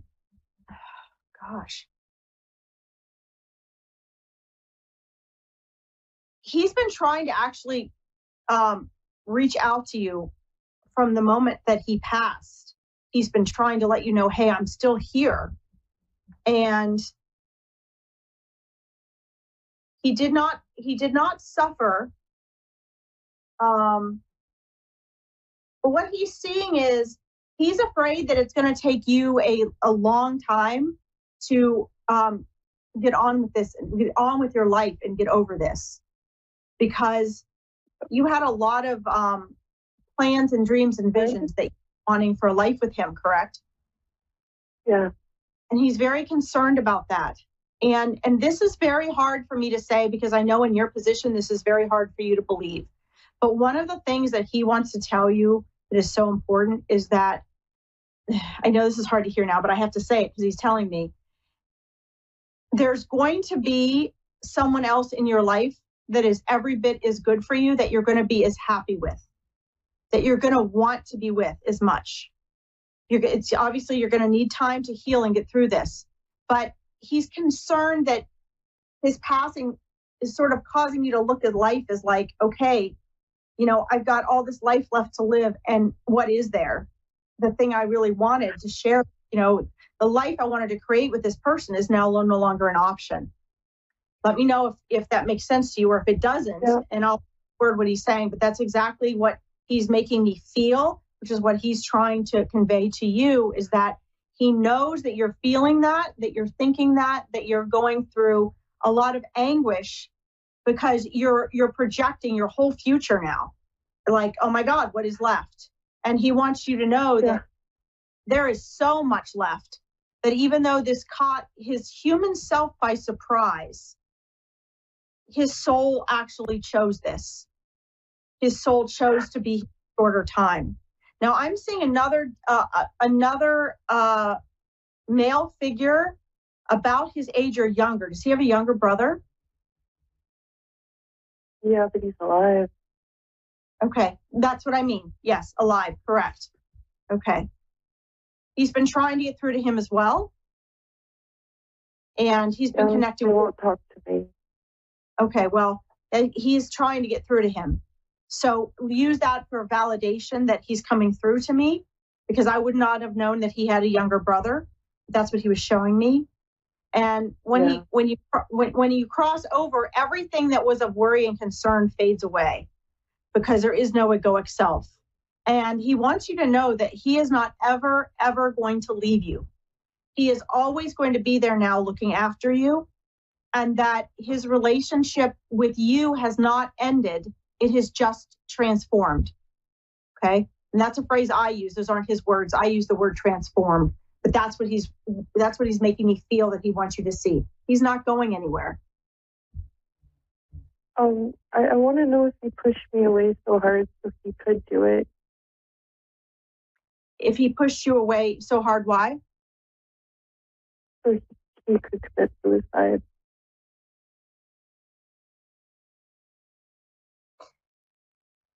He says he he pushed you away so that he wasn't, what he's showing me is he wasn't decided what he was going to do, but he knew that he was so lost and miserable that he couldn't be close to anyone. Amanda, I know this is really hard to understand, but he couldn't be close to anyone. So he was in total survival mode. So yes, that is why he pushed you away. But what he says is that his initial intention was not to commit suicide at first. He'd been fighting that contemplation. He was trying to get past that. He really was trying to get past that. But here's the other thing. What he's showing me is he also knew in the back of his mind that he probably wasn't going to be able to pull himself out. Does that make sense? He probably wasn't going to be able to pull himself out. So I'm not looking at you. I'm looking at what he's showing me, and I'm scanning everything because I have to filter what he really wants you to know. And then he also wants you to know. He also wants you to know that it was not your fault. There's nothing you could have done. Absolutely nothing you could have done. Had you been in his life more, had you not been in his life, had you been there with him, had you taken him somewhere to get more professional help, he wants you to know something his soul chose. This is hard for me to share with you, but this is what he's telling me, okay? I know I only have about a minute or so left, but here's what's really important here, is that you know that he is perfectly fine right now. Okay. And that he knows he missed out on a life with you by making this choice. But it was his human mind made the choice, not the soul that he is. And he also wants you to know that you guys actually have a soul connection that is eternal and it is so strong. And so you will see him again in heaven. You will have the opportunity to incarnate with him again. I hope this is comforting because he wants you to really know that your relationship isn't over. You're just going to have to wait a while to connect again with him in a physical way. Okay? And he wants you to cry and get it all out, but he most importantly wants you to know there is nothing you could have done. He said he was on a one track. He was on a track for this, no matter how much he was trying not to be. Okay? Now I have about 30 seconds left, but I want to invite you to, if you want to reach out and connect to me and message me on larkinsreadings.com, we can take about 10 or 15 minutes and finish this there. Okay. If you have any questions, I think that's really important considering your circumstances, okay? Thank you so much. Is this helpful? It was Larkin what, sorry? Oh, larkinsreadings.com. Okay, thank you. Okay, need to finish this. Was it helpful for you today? Yeah, thank you. Okay, thank you so much, Amanda. Guys, I want to thank you all for tuning in. This is what we do. I hope to see you all again next week. Thank you so much for tuning in. I gotta go. Bye, everyone.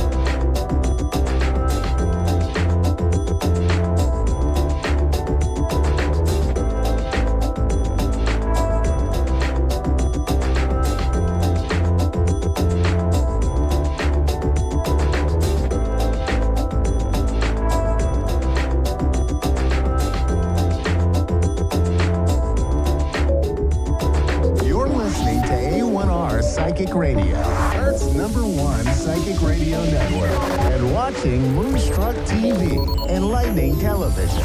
Welcome. Time for Psychic Paths with Suzanne Marie.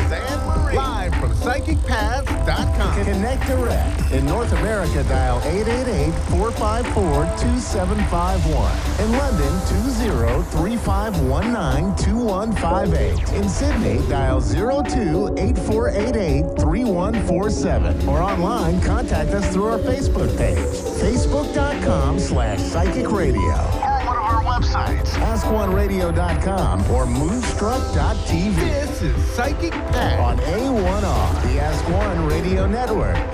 Hello, everyone. Welcome to A1R Psychic Radio. I am Suzanne Marie with Psychic Paths, and I'm here to do a really good reading. Thank you, everyone, for calling in, and thank you to all the listeners. I am very aware that there was a full moon yesterday in Sagittarius, and it's a very, very lucky mood.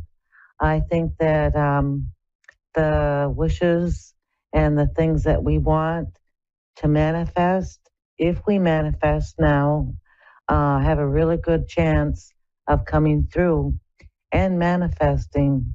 And also, I'm aware that today or tomorrow, Mercury goes into retrograde, and that's what I think is going on as I look at my blank screen. I think Mercury is in retrograde. But anyhow, I hope that everyone is doing well, and I'm so glad to be here, and I can't wait for a really good caller.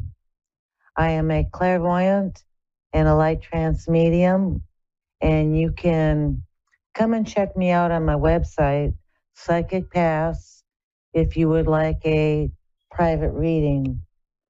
I just, I'm so thankful for the people that I have seen, the clients that I have seen. Thank you, everyone who has done reviews on Google and Yelp and on my site.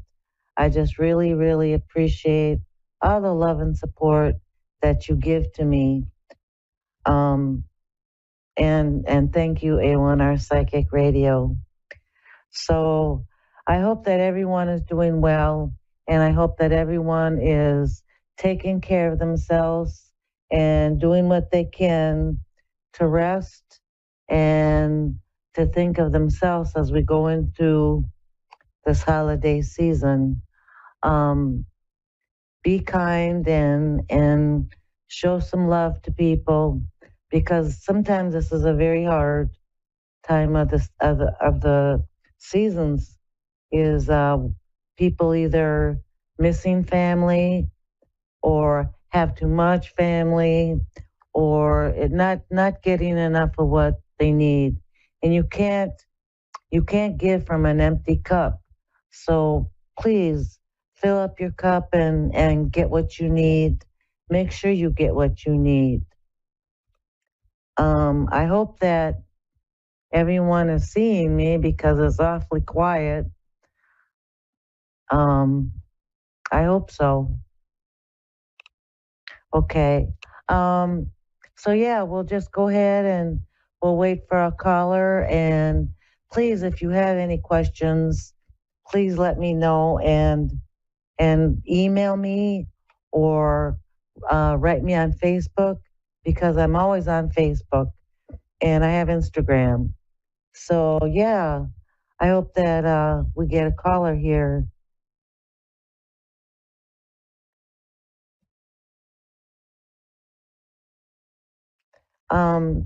So I've been dealing with a cold, and I'm sorry for all the coughing and the sneezing, but I'm in Minnesota and it is very cold for me, and I am trying to take care of myself.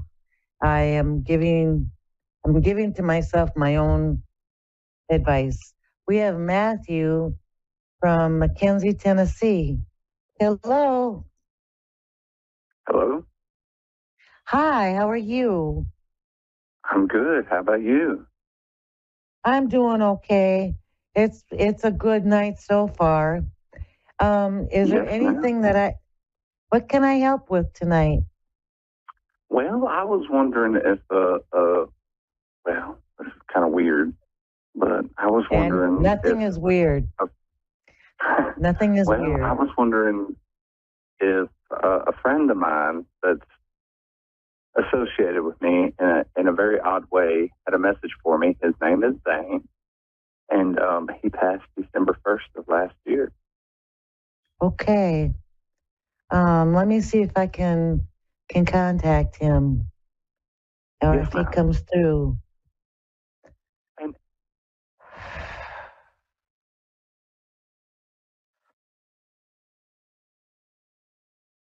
So someone is coming through, and they seem to be very energetic, and very, very optimistic, and sometimes a goofball. I think he liked making people smile. Yeah. He has not changed. He's still very, very optimistic.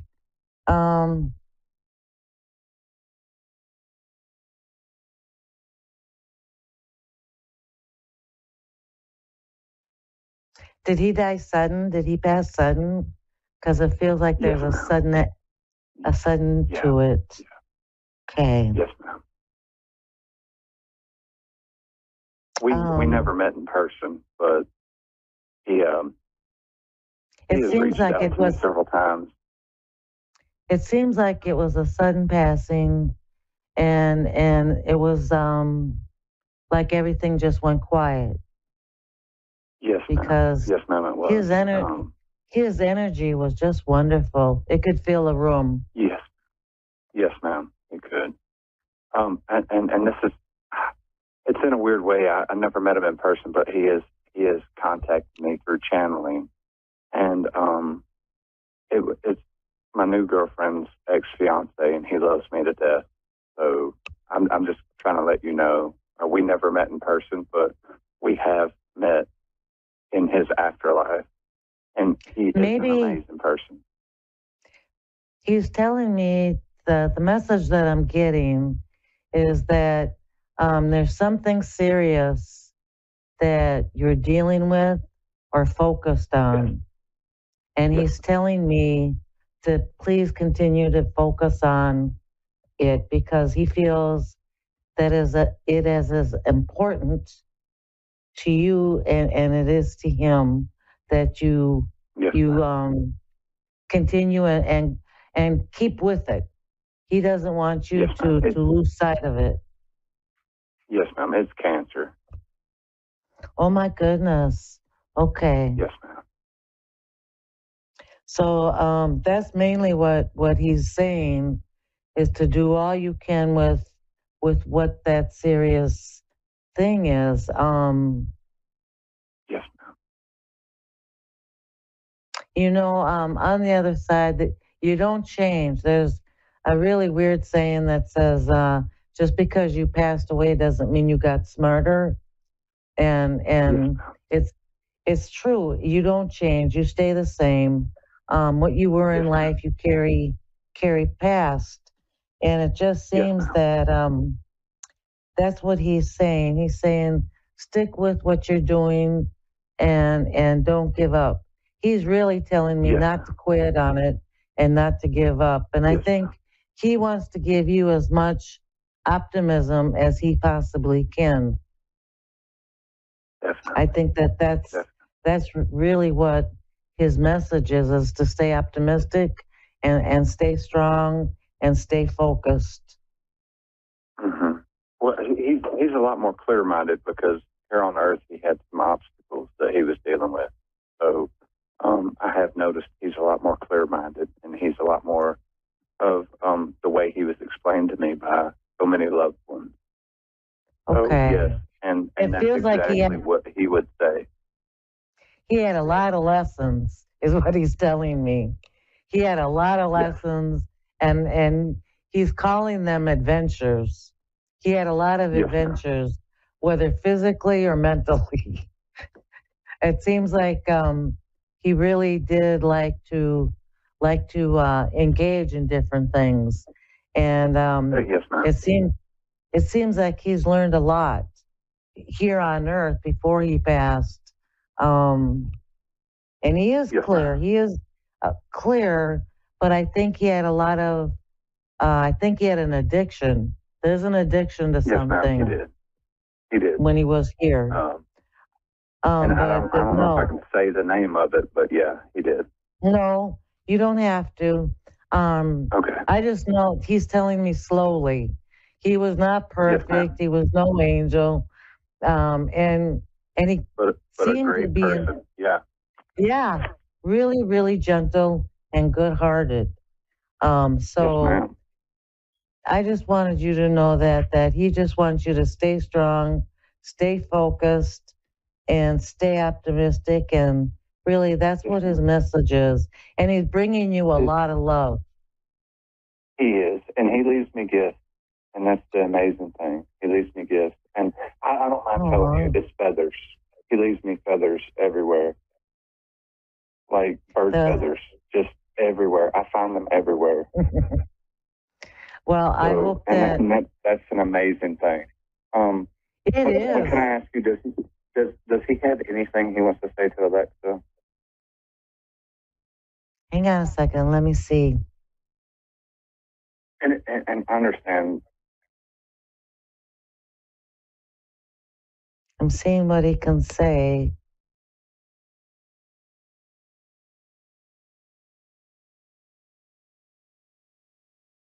You know what his weird answer is? To drink a lot of water, if that makes sense. Okay. He's saying, please drink a lot of water. To her, right? Yeah. Is she dehydrated? Yeah. She's got a kidney and bladder infection right now. Okay. He's saying drink a lot of water. So that's his message. And he is with you at all times. So keep talking to him, because he's listening, and he will continue to let you know that he's around. It's a very, very lovely energy that you all share. Thank you. And the amazing thing is, I wish more people could relate to someone so amazing and so loving as him, and so energetic. Yeah, he was really something else. He's light up a room. He really, really did bless you, and he will continue from the other side. Okay? Thank you so much. Thank you so much for allowing me to share, and have a good night.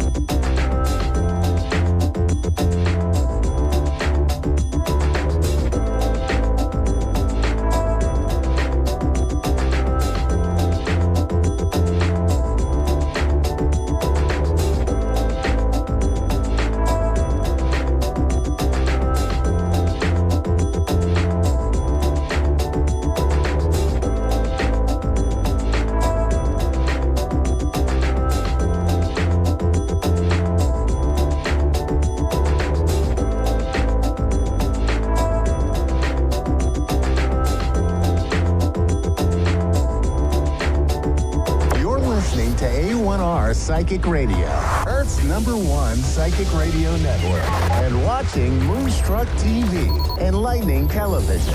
Welcome. Time for Understanding Spirit with Mary Shapano. Mary Shapano. Live from MaryVCircles.com. Connect direct. In North America, dial 888-454-2751. In London, 20-3519-2158. In Sydney, dial 02-8488-3147. Or online, contact us through our Facebook page, facebook.com/psychic radio. Or one of our websites, askoneradio.com or moonstruck.tv. This is Understanding Spirit on A1R, the Ask One Radio Network. Hello, everybody, and welcome to another week of Understanding Spirit. I'm your host, Mary. As usual, now I've started to do every week where I'm going to pull 3 cards. I've decided to do this mainly for people who aren't able to get through for a reading but might want some guidance. So I want you to just tune in as to whether the first, second, or third card is for you as I start to give out the messages for them. I'm using guidance cards today, and the first card that I have drawn is this one. It is the Seeking card, and this is a very emotional card, and it has a lot to do with the things that we want at the moment. We're kind of like nearly there. We're feeling a little bit stagnant. If you are feeling this way at the moment, please don't stop. Just look for the signs around the right people. There is a new way coming that will be available for you to see things a little bit differently. It hasn't been right up until now, but it's the right time. You weren't ready before, but you are ready now. When I drew this card, I kept hearing what you seek is seeking you. And I think that is a quote by Rumi. And so if this card resonates with you, just doesn't matter if you've had to pause, just keep going, all right? You're going to get everything that you want very soon, okay? So the second card that I pulled is Adapt. And this is an air card. And it's really about just being free, all right? It's about a transformation. You may need to seek some professional advice or some guidance from somebody else. The transformation is taking place right now. You are ready for this in your life. I feel like there are about 3 or 4 options for you. All of them will be favorable. There are 2 in particular, maybe the first 2 that come to you that you'll really feel good about, all right? I want you to just tune in, go with your gut feeling on this one, on what feels right for you. Again, with this card, when I pulled it, I was hearing, like Einstein, where, he was, and I'm paraphrasing now, but it was like the definition of madness is, doing the same thing over and over again and expecting a different result, all right? So it's time for a change. What hasn't worked for you in the past, it's now time to do something different, okay? So just look for those people that can help you with that. The third card is clarity. This is really about getting out of your head, right? If you've been confused about a situation, a person, what to do regarding an event or something that you desire, you might have felt stuck maybe, or things have been hidden from you. Not everything has been revealed for you. If you've had any confusion in your life, any grief, any feelings of being out of control or lacking patience, now is the time where you will get some clarity on that to help you through to look at things in a more positive way. So some meditation might be helpful for you, and just really looking within and just listening to that little voice that guides us constantly. Okay, I hope that's helped for you. I have got a caller. Karen, are you with me? Hello, are you there? Yes, I am. How are you? Are you a medium? Yes, I am. Okay, so can you bring through some people that have crossed over? Well, I don't know some people. I can bring, we'll try because time is a factor, but I'll try and see who I can bring forward for you. Do you have a mother or a mother type figure in spirit? Yes. Okay. This woman is presenting. She's very loving. She likes to sort of go out and see the people that she loves. I can see her blowing kisses around. Yeah, that's correct. That's my grandmother. That's your grandmother? Okay, beautiful. All right. Because she's telling me she's a very people person and had time for her, like her fellow human. Does that make sense for you? Yeah. Okay. She's saying she's got messages for you, and she's saying there's no time like the present for you to get things done and to move on with things in your life. So I don't know if you've been stagnant, but she's also saying to have some patience as well as everything starts to unfold. She's also making me feel like you've been a little bit anxious about things. She's showing me maybe you've had some kind of like heart palpitations caused by anxiety. Does that make sense for you? No. Can you channel somebody else for me? Okay. Just give me a sec. Is there anyone in particular you're after? My pet. Your pet? Yeah, my pet.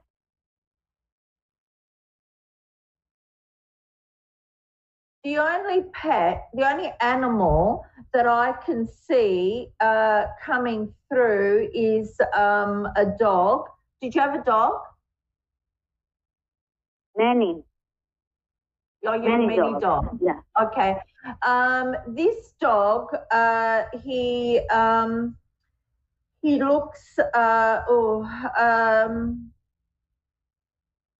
he looks like I don't know if he's like really skinny but not unhealthy. It's just the way the dog is. So I don't know if he's like, looks a bit like a Dalmatian, a bit like that, or a racing kind of dog. Did you have a dog like that?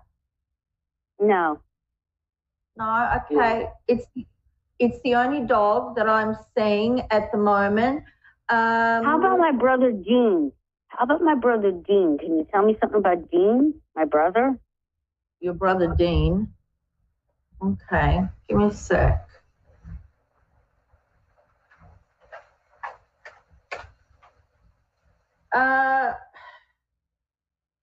Was your brother not very chatty? Incorrect. That's incorrect? That's incorrect. Okay, well then it's not Dean that I have, because this spirit is making me feel like he didn't like to talk a lot. I'll just push him aside for a sec. I'm just wondering, we just met on the telephone and we're not doing FaceTime or anything like that. So how can you do a reading with just my voice? Okay. Well, the way that mediumship works is that I ask for my guides to bring spirit across for you. So I have your name, right? And then I see which spirit have come forward, okay? So before I start doing a show, I ask for any spirits that are wanting to come forward. I don't know whether I'm going to get a caller that wants a psychic reading or a mediumship reading.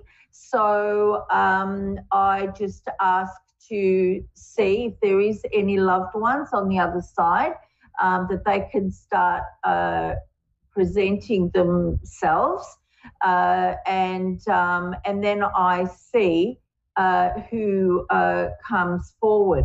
Just by my voice? Just by my voice, you can tell that? No, it's not by your voice. It doesn't have anything to do with your voice. What does it have to do with? It has to do with the medium channeling the spirits that are on the other side. So I ask for any spirits that have crossed over that want to step forward to give a message to come forward. Now, the spirit that came forward today for you was your grandmother. Now, not every spirit that we know will always come forward. I understand. So sometimes you might not get the one that you want. It will generally be the one that needs to give you that message on the day. Does that make sense? Why does the phone keep beeping? The phone keeps beeping and beeping. I don't know. I can't hear that from my end. So I don't know if it's something that is coming from your end. Do you have a question that I can help you with? Let's see. How did my parrot die? I'm wondering how my parrot died. How your parrot died?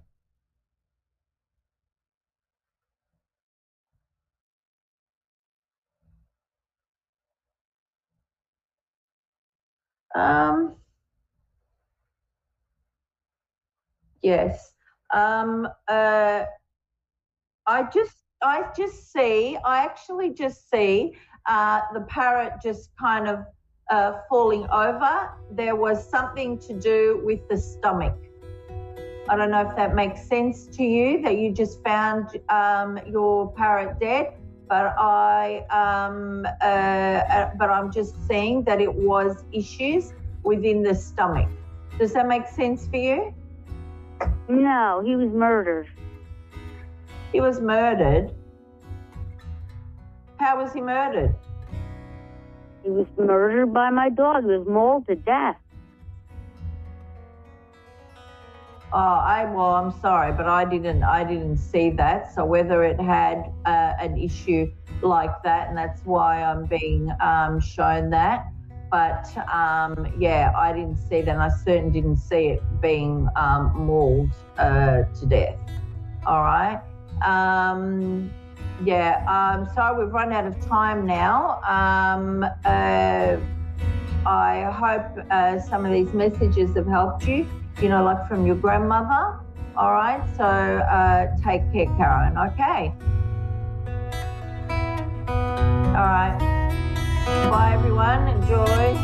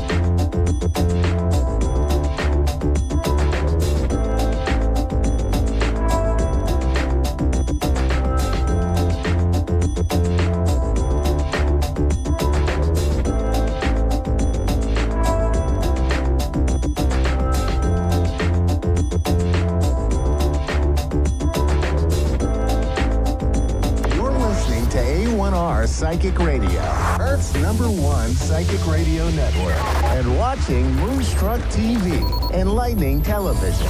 Welcome. Time for Sacred Insight with Andrea Baker.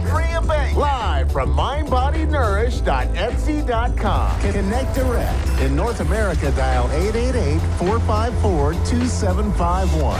In London, 20-3519-2158. In Sydney, dial 02-8488-3147. Or online, contact us through our Facebook page, facebook.com/psychic radio. Or one of our websites, askoneradio.com or moonstruck.tv. This is Sacred Insight on A1R, the Ask One Radio Network. Hi, everyone. Welcome to Sacred Insights. Thank you for being here. I am Andrea Bacon. So today we're going to do an energy check-in. I have several pages of notes. I'm just going to go through and talk. And there is a lot of energy happening right now in the collective. So I thought we would do some channel messages that I brought through from Spirit. We have the 12/12 portal and the new moon in Sagittarius and the energies that are like aligned with those and what is going to be happening for us coming, in the next few weeks or so. So, and then we're also, in a few minutes, I'm going to do a interactive reading, like a pick a card. So you can pick a number between 1 and 3. And yeah, so we shall get started. So some messages I was getting for the new moon first are allowing yourself to focus on the lighter side of life, interject humor into your day when you can. This is going to help you with feeling good, bringing in abundance. There's also this message here about getting clear on like how you truly feel. And a lot of it actually had to do with career. So they focused on career. So is it supporting your needs? Are you satisfied and fulfilled with it or not? When I asked for more information on this, they gave me 2 cards, both having to do with money.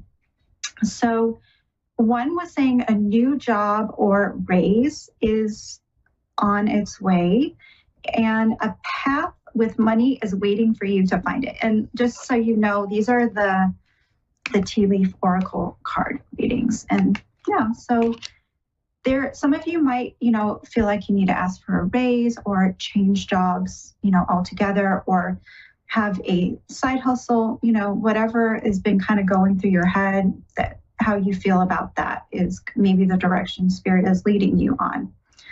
And new moons are about manifesting. They're about putting out into the universe what you want to happen. And so Spirit is saying that for those of you who may be feeling not quite so satisfied with that area of life, not to worry about it or be anxious about it, but just to be clear and admit to Spirit, admit to yourself, get clear on how you feel about it. And if there isn't an issue, then that's, great too.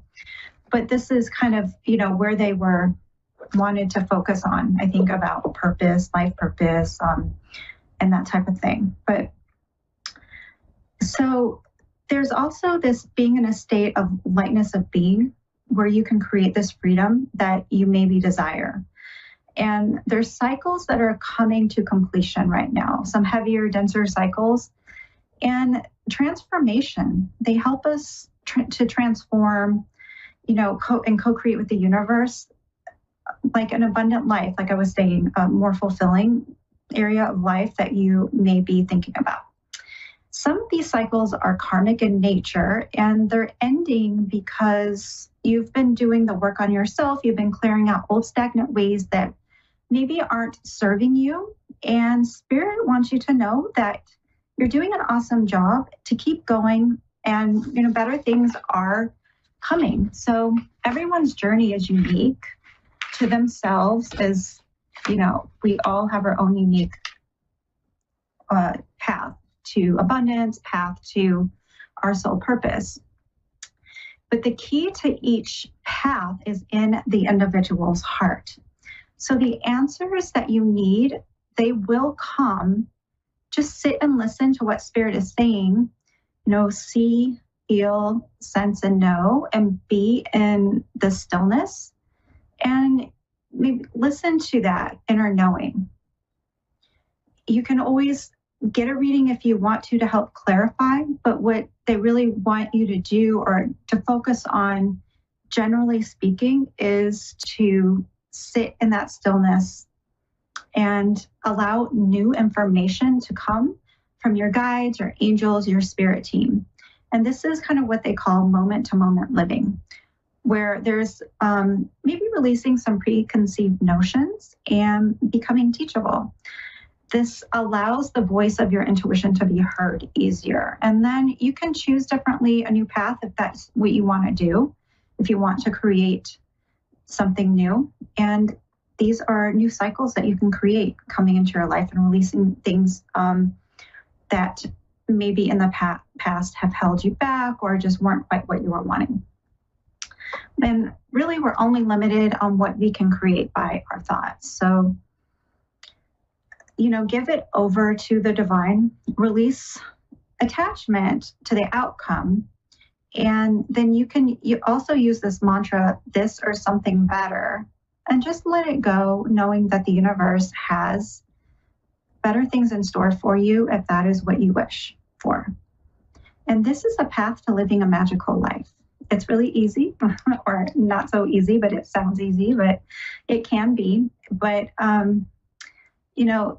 it's the path of your heart that leads to peace and happiness, and maybe, putting yourself on a higher timeline and experiencing just that more magical life. Okay, so now some things that Spirit gave me about the 1212 portal. And there's a theme here with all of the messages, but they are talking about expansion of your legacy. So, long-term, solid foundation that we're building. And releasing difficult challenges, maybe things that haven't moved in the direction that you were wanting for a long time. And then we've been releasing these things that have to do with forgiveness. So purifying your energy, basically, clearing out old stuff you might still be carrying around. I did a TikTok the other day on forgiveness. You can check that out if you want to.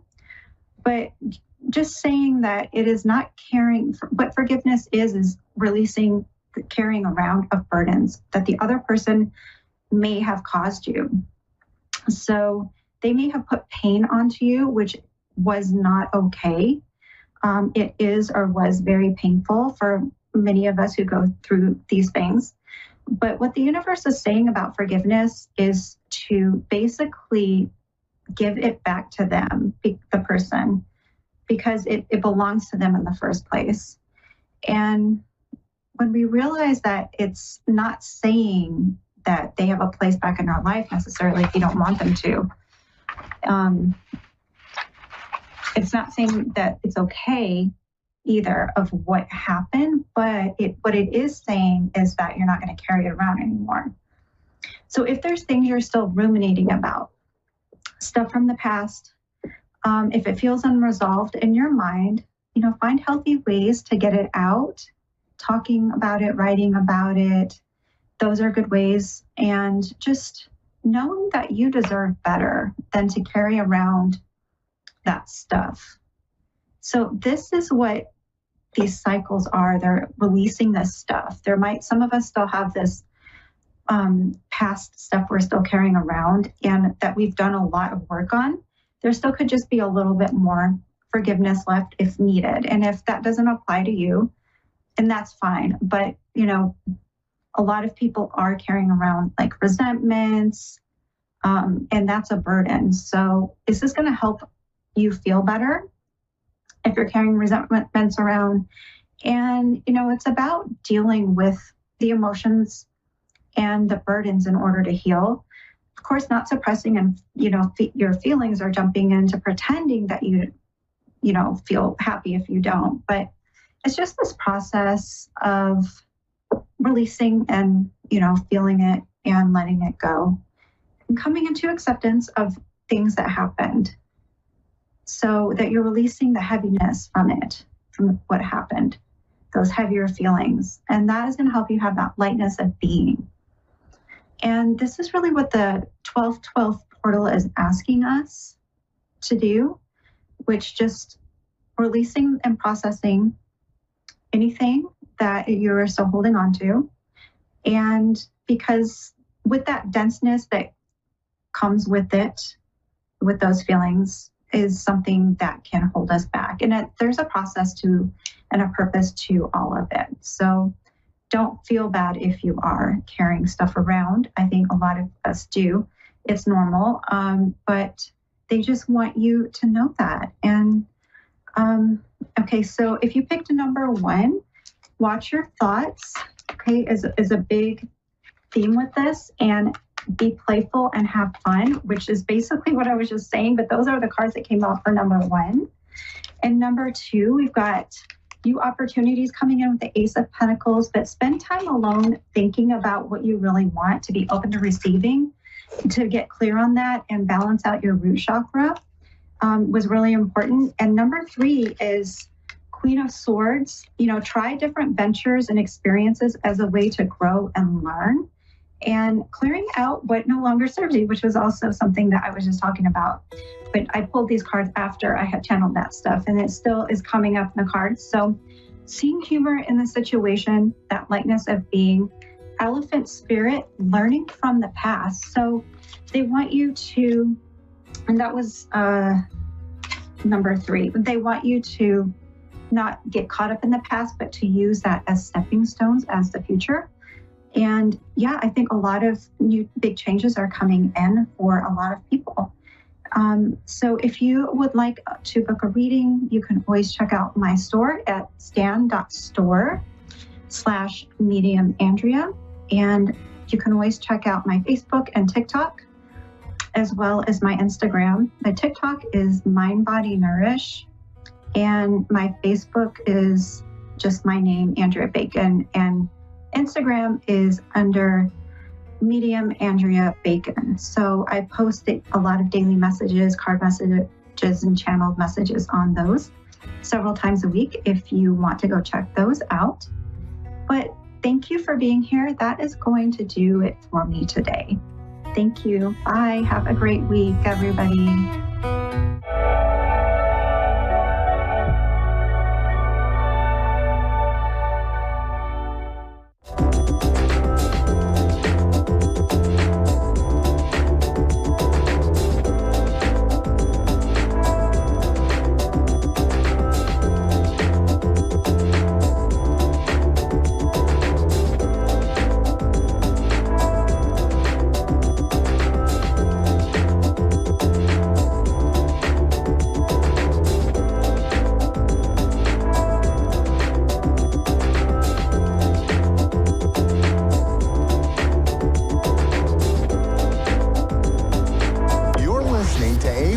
Psychic Radio, Earth's #1 psychic radio network, and watching Moonstruck TV, Enlightening Television. Welcome. Time for Your Time to Shine with Julie Yeager-Walker. Julie Yeager-Walker, live from Wings of Souls with Julie.com. Connect direct. In North America, dial 888-454-2751. In London, 20-3519-2158. In Sydney, dial 02-8488-3147. Or online, contact us through our Facebook page, facebook.com/psychic radio. Or one of our websites, askoneradio.com or moonstruck.tv. This is Your Time to Shine on A1R, the Ask One Radio Network. Good evening and welcome to Your Time to Shine, a radio show designed to help you explore your own divine gifts. Good evening, everyone. Welcome to the show tonight. Thank you so much for being here. I hope this evening finds you well, whatever you are up to. And I hope that you are finding a little bit of holiday cheer in your day, your evenings, doing what it is that you love to do this time of year. We have Hanukkah coming up. I believe it's tomorrow. So starting out Hanukkah, and just enjoying the celebration of friends and family. And however you take the season in, I hope it's wonderful. For me, I'm a little bit slow this year on getting my Christmas tree up. Usually I am the one that wants to have it up right after Thanksgiving and getting into the holiday spirit. And I've been just a little bit slow doing that this year. So hopefully this weekend I can get the interior decorated. Of course, my husband has the outside all decorated and has been excited about that. Usually that's just the opposite in our household. We do the interior first and then we worry about the lights on the exterior of the house. So doing it a little bit differently this year. Also, we've had, the full moon last week or so, and I think we're in Mercury retrograde again, lots going on in the cosmos, and it's been feeling just a little bit heavy. My sleep has been really interrupted with all of that, but the last day or so has just felt a little bit lighter, and even today a little bit lighter. And so I thought, I wonder what's going on. So I went to Deborah Silverman Astrology. I don't know if you know who she is, but if you don't know who she is, highly recommend you go check out her YouTube channel and check out her website. She is a magical astrologer, and I follow her. She's just wonderful. And there is just a little bit of lightness yesterday, today, and tomorrow. And I'm feeling that. I'm like, wow, what's going on? Because I just feel a little bit lighter. Things feel a little bit different. And so there's a lot more air and fire. And so when you combine those two, you get all kinds of fun and craziness and laughter. And so hopefully in tonight and tomorrow, you're going to be able to feel some of that silliness and the laughter and the lightness and take that all in, because it's so important, especially this time of year, to have a little bit of that lightness. Sometimes the holidays can come with some real heaviness for some. And so having this little bit is a real nice breath of fresh air. And so with that, I thought, maybe I should pick a card for everybody tonight. And so the card that I picked was Cupid. And Cupid, it's about not only loving others or having love in your life, but loving yourself, right? Taking care of you, loving yourself, and bringing in that love and that self-love, right? It's about honoring that piece of you and bringing in all of the goodness of that. So I just wanted to read just a bit what it said in the book. We send great waves of love into your heart and mind, awakening your love for life itself. Your clear decision to accept and enjoy romance has triggered this awakening. Allow yourself to spontaneously celebrate love in all its glorious aspects. And other meanings, surrounding yourself with romantic beauty, such as roses and candles. And I can say, for one, this time of year, I love lighting all the candles because, of course, it's a lot darker, a lot earlier, staying darker longer. And so I love the ambiance of having candles in the house and the way that the light reflects into the house. And so to me, that gives me that feeling of enjoyment, of love and beauty. And so whenever I can, I love having the candles lit. And so whatever that is for you, I hope that you take this opportunity to provide yourself just a little extra love and light and a little bit of fun and giggleness with the energies that are playing out in the cosmos right now. So I hope that you are enjoying your day and your evening, whatever you are doing, and that it brings you much joy and much love. All right. We are going to head to the phone lines, and we are going to take a caller. We've got Andrea in Staffordshire, England. Good evening, Andrea, and welcome to Your Time to Shine. Good evening. How are you? I'm very well, thank you. And you? Oh, I'm good. Thank you. What can I do for you? I just wanted to call if I could. So are you just looking for a general reading, or are you looking for... Yes, that'd be brilliant. Just a general reading? Would be brilliant. Okay. Okay, perfect. Well, give me a minute here as I tune in. There'll be just a little bit of silence as I'm doing that, and then I will be right back with you, okay? Okay, thank you.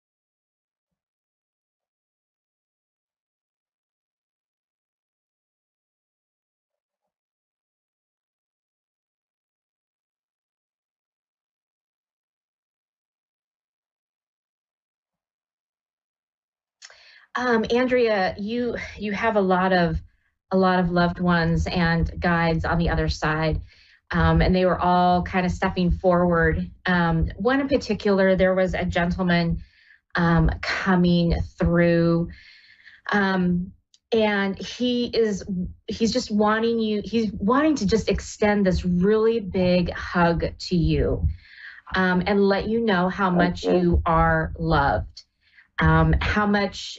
It's like he's saying, you just need this big hug right now. And he just wants to reach out and give that to you. He's also saying that, right now is a perfect time for you to shine your light bright. Even if maybe you don't feel like shining it, it's so important for you to do that right now because you're such a bright light. And you're such a help to others, and he's just wanting you to know that and to give you that clarity that what you're doing matters. Okay. It feels like there's been a lot that you've had on your shoulders. I feel like there's this weight sitting on top of my shoulders right now. And so it's even more important when you're going through a time like that, to know that you have support, that you have the support and the love and the guidance, not only from loved ones that have passed and your guides, but also the people that are around you. And so being able to lean on those people at this time to let them help you and give you the support that you're needing. Okay? Thank you. Does that make sense for you? Yes, it does. It does. Thank you. Okay.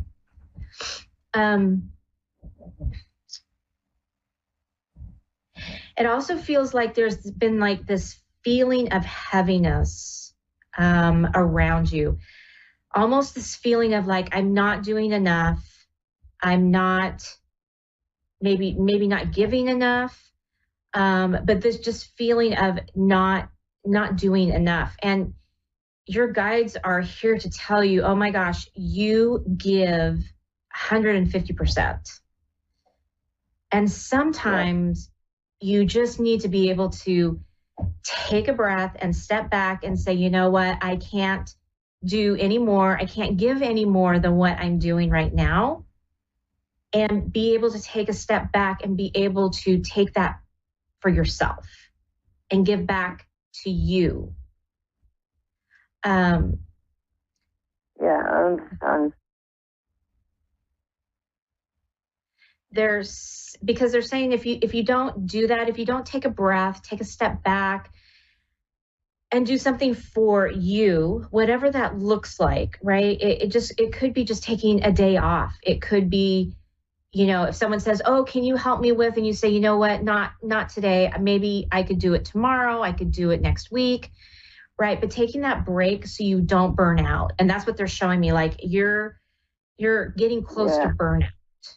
And they don't want you to get to that point. Yeah. Okay. And saying no. Yeah, saying no is okay, right? It's not a bad thing. So many of us want to make it a bad thing, including myself. I have a hard time saying no, but I'm learning. I'm learning more and more to say no. I've hit boundary. I have to take some time for me, right? And yeah, that's what they're asking you to do right now.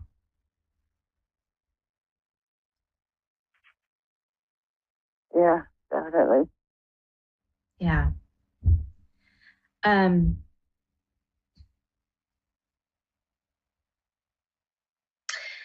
What they're saying is if you can take that step back and you can take that time for yourself and recharge yourself, you're going to be even more powerful, and not powerful in an egotistical way, but more powerful and able to assist others and help others in what you're doing. Yeah. And you'll be able to accomplish a lot more.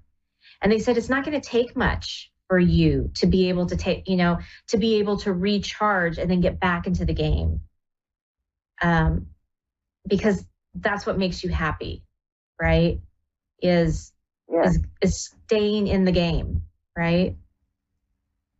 Yeah. Yeah.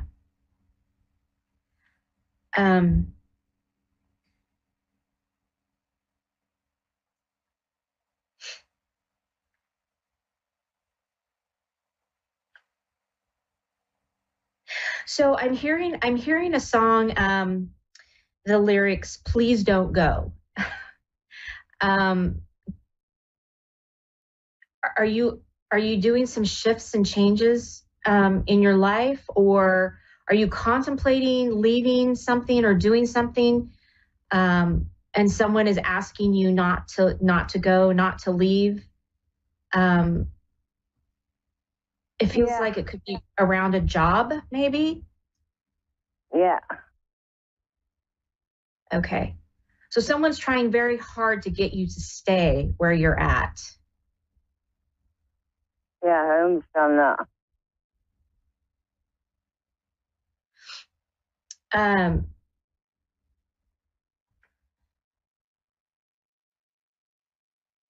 So I think this is where the burnout, they're showing me this is where the burnout is coming from. Yeah.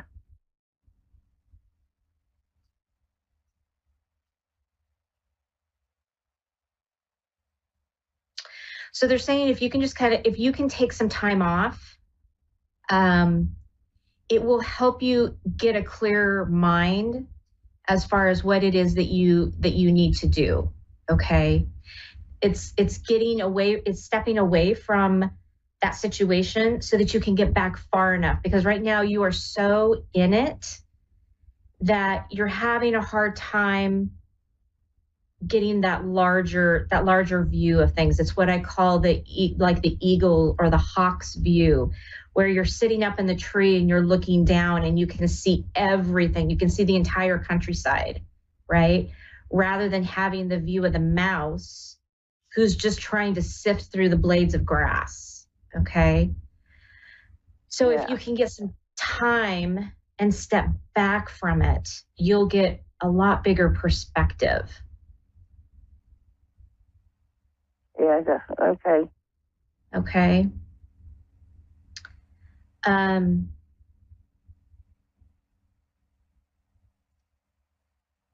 They're not showing me whether you should stay, whether you should go. What they're saying right now, you need to sit with this and think about the options and look at it from the hawk's view, okay? Before you make any decisions. I'll definitely do that. Yeah. I just heard the words, no hasty decisions, okay? Make sure it's the ones that count, that if whatever your decision is, you can say, that was the right decision for me, okay? That's going to be the most important thing. Okay. Okay.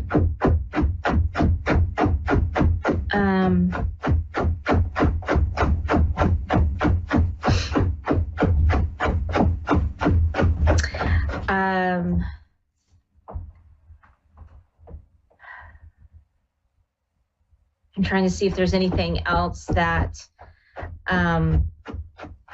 that they are wanting to show or to tell you.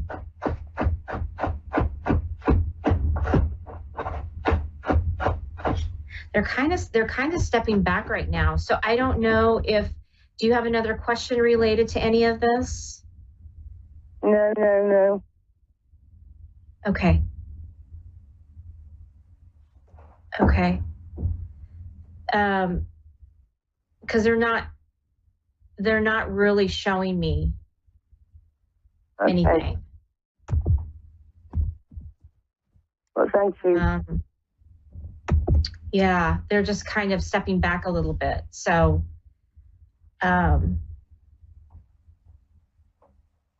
yeah, I don't know. So unless you have another question, I'm not sure I have anything else for you. No, that's brilliant. Thank you. Really appreciate you reading for me.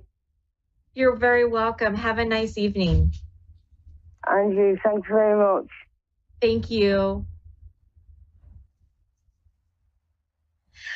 All right. Next, we have Darlene in Ontario, Canada.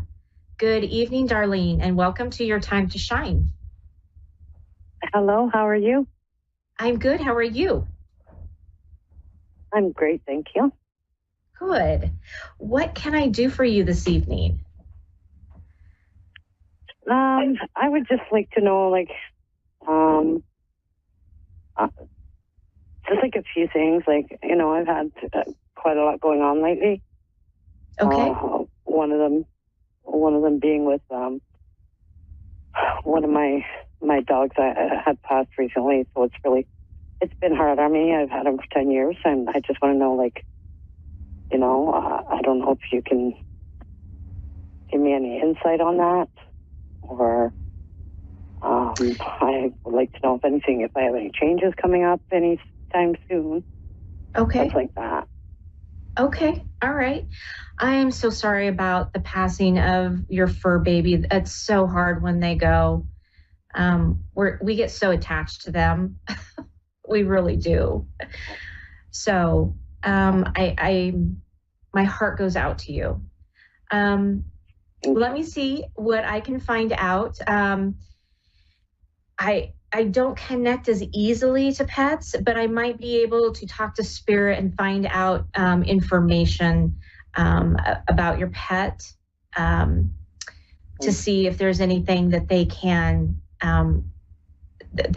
find out. Is there something specific that you're looking for about your pet? I just want to know that he's not alone. Something like that. Okay. All right. My biggest thing was he was attached at the hip to me, so it's yeah, hard to think that he'd be alone. And sure. Well, Darlene, let me take just a minute here and tap in, and then I will be right back with you. Okay. So there's just going to be a little moment of silence as I do this. Sure, no problem. Okay.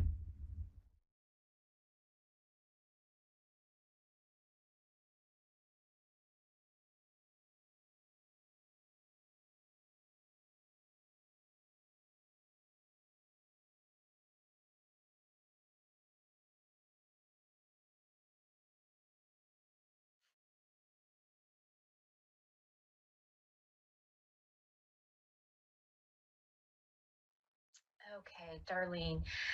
So Spirit is showing me your loving pet sitting there with a big smile on his face. It's funny because you said he's still attached. He was attached to you at the hip, and he's still there in spirit. He's still attached to you, still it's like he's so close to you that he literally is attached to your leg. It's like, that's what they're showing me. Like literally he's still there in spirit. And, he is he's very happy on the other side. He's doing well. What they're showing me is almost like, you know, when dogs put their head down and they kind of look at you with those big eyes and like, okay, and Mom, I know that you're hurting. I know that you're upset. And he's wanting you to know that he's good and he's happy and he's feeling so bad that you are hurting from his passing. And he just wants you to be happy, of course. And, you know, as humans, we have to grieve. And I'm not saying don't do that, but he's just wanting you to be happy and wanting you to know that he's right there by your side. And it's almost like he's doing circles around you and around your feet. Was he one of those dogs that you kind of tripped over a little bit because he was always underfoot? Yep. That would be him. Yep. So he's just showing me he's just like around and around and around your feet. And then he stops and he's like really, really close to you. He's almost like leaning into you. So, you know that he's still Is he around. alone or? Oh, no. No, he's got family and loved ones on the other side. He's got some of your family members there, you know, like watching over him, and they're like standing right there. I see a man in almost like he's almost got like farming clothing on. He's like overalls or something, and he's standing there. The dog is sitting at his side, and he's like petting his head, and so he's most definitely with loved ones on the other side. Okay. That's amazing. Do you see like any changes coming up for me? Let me see what they say.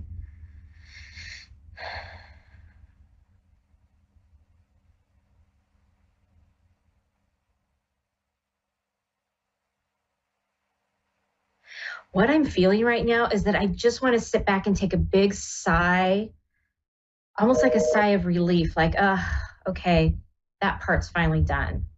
Like where you can just sit back and reflect and go, wow, okay, I got through that. Didn't think I would.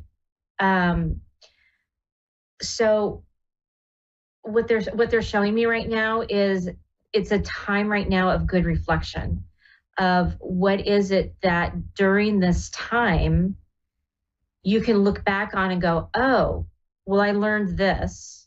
Oh, and I definitely learned this. It could be things like, looking at things from a different viewpoint is what they're showing me. Like how could you have looked at things differently? Or what was something that you thought, oh, I never thought it would turn out that particular way, right?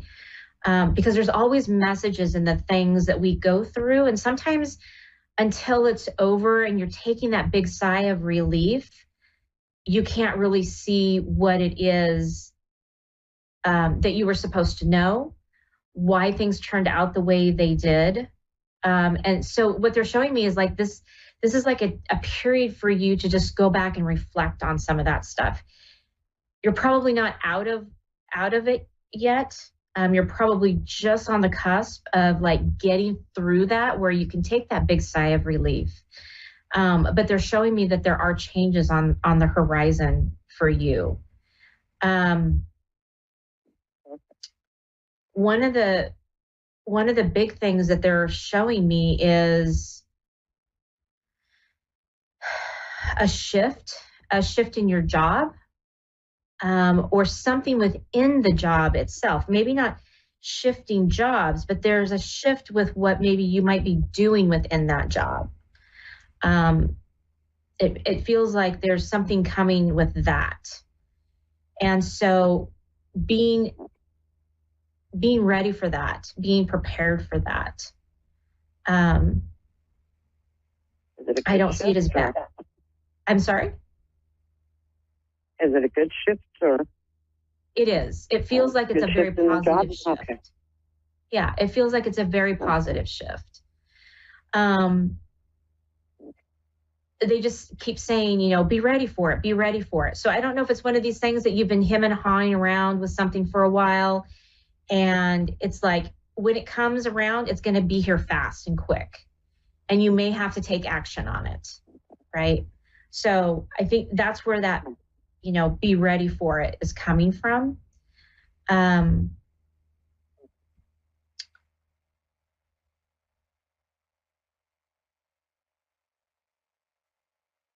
There's also something coming around with relationships. So not only, this could be relationships with friends, right? There's some shifts coming around where some people may be maybe falling off from your friendship radar, or things may be shifting. And they're saying whatever happens or whatever comes through, just let it happen and know it's in your highest and best. Okay. Okay.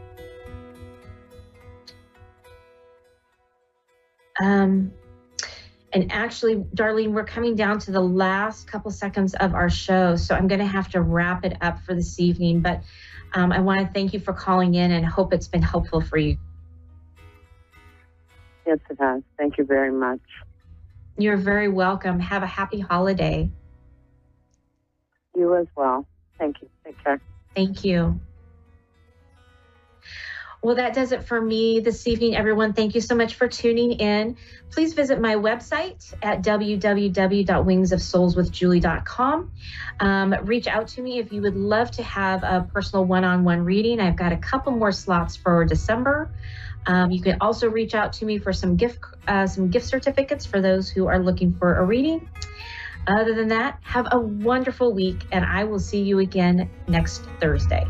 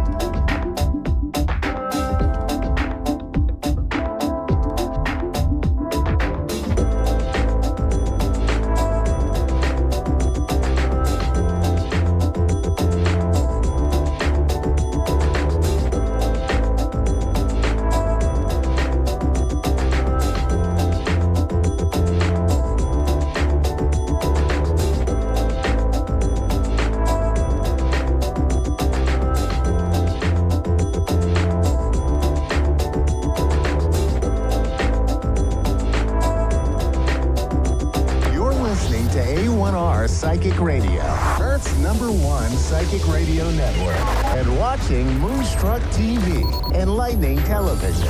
Welcome. Time for astrology and psychic readings with Lady D. Lady D. Live from LadyDSPsychicParties.com. Connect direct. In North America, dial 888-454-2751. In London, 20-3519-2158. In Sydney, dial 02-8488-3147. Or online, contact us through our Facebook page, facebook.com/psychic radio. Or one of our websites, askoneradio.com or moonstruck.tv. This is Astrology and Psychic Reading on A1R, the Ask One Radio Network.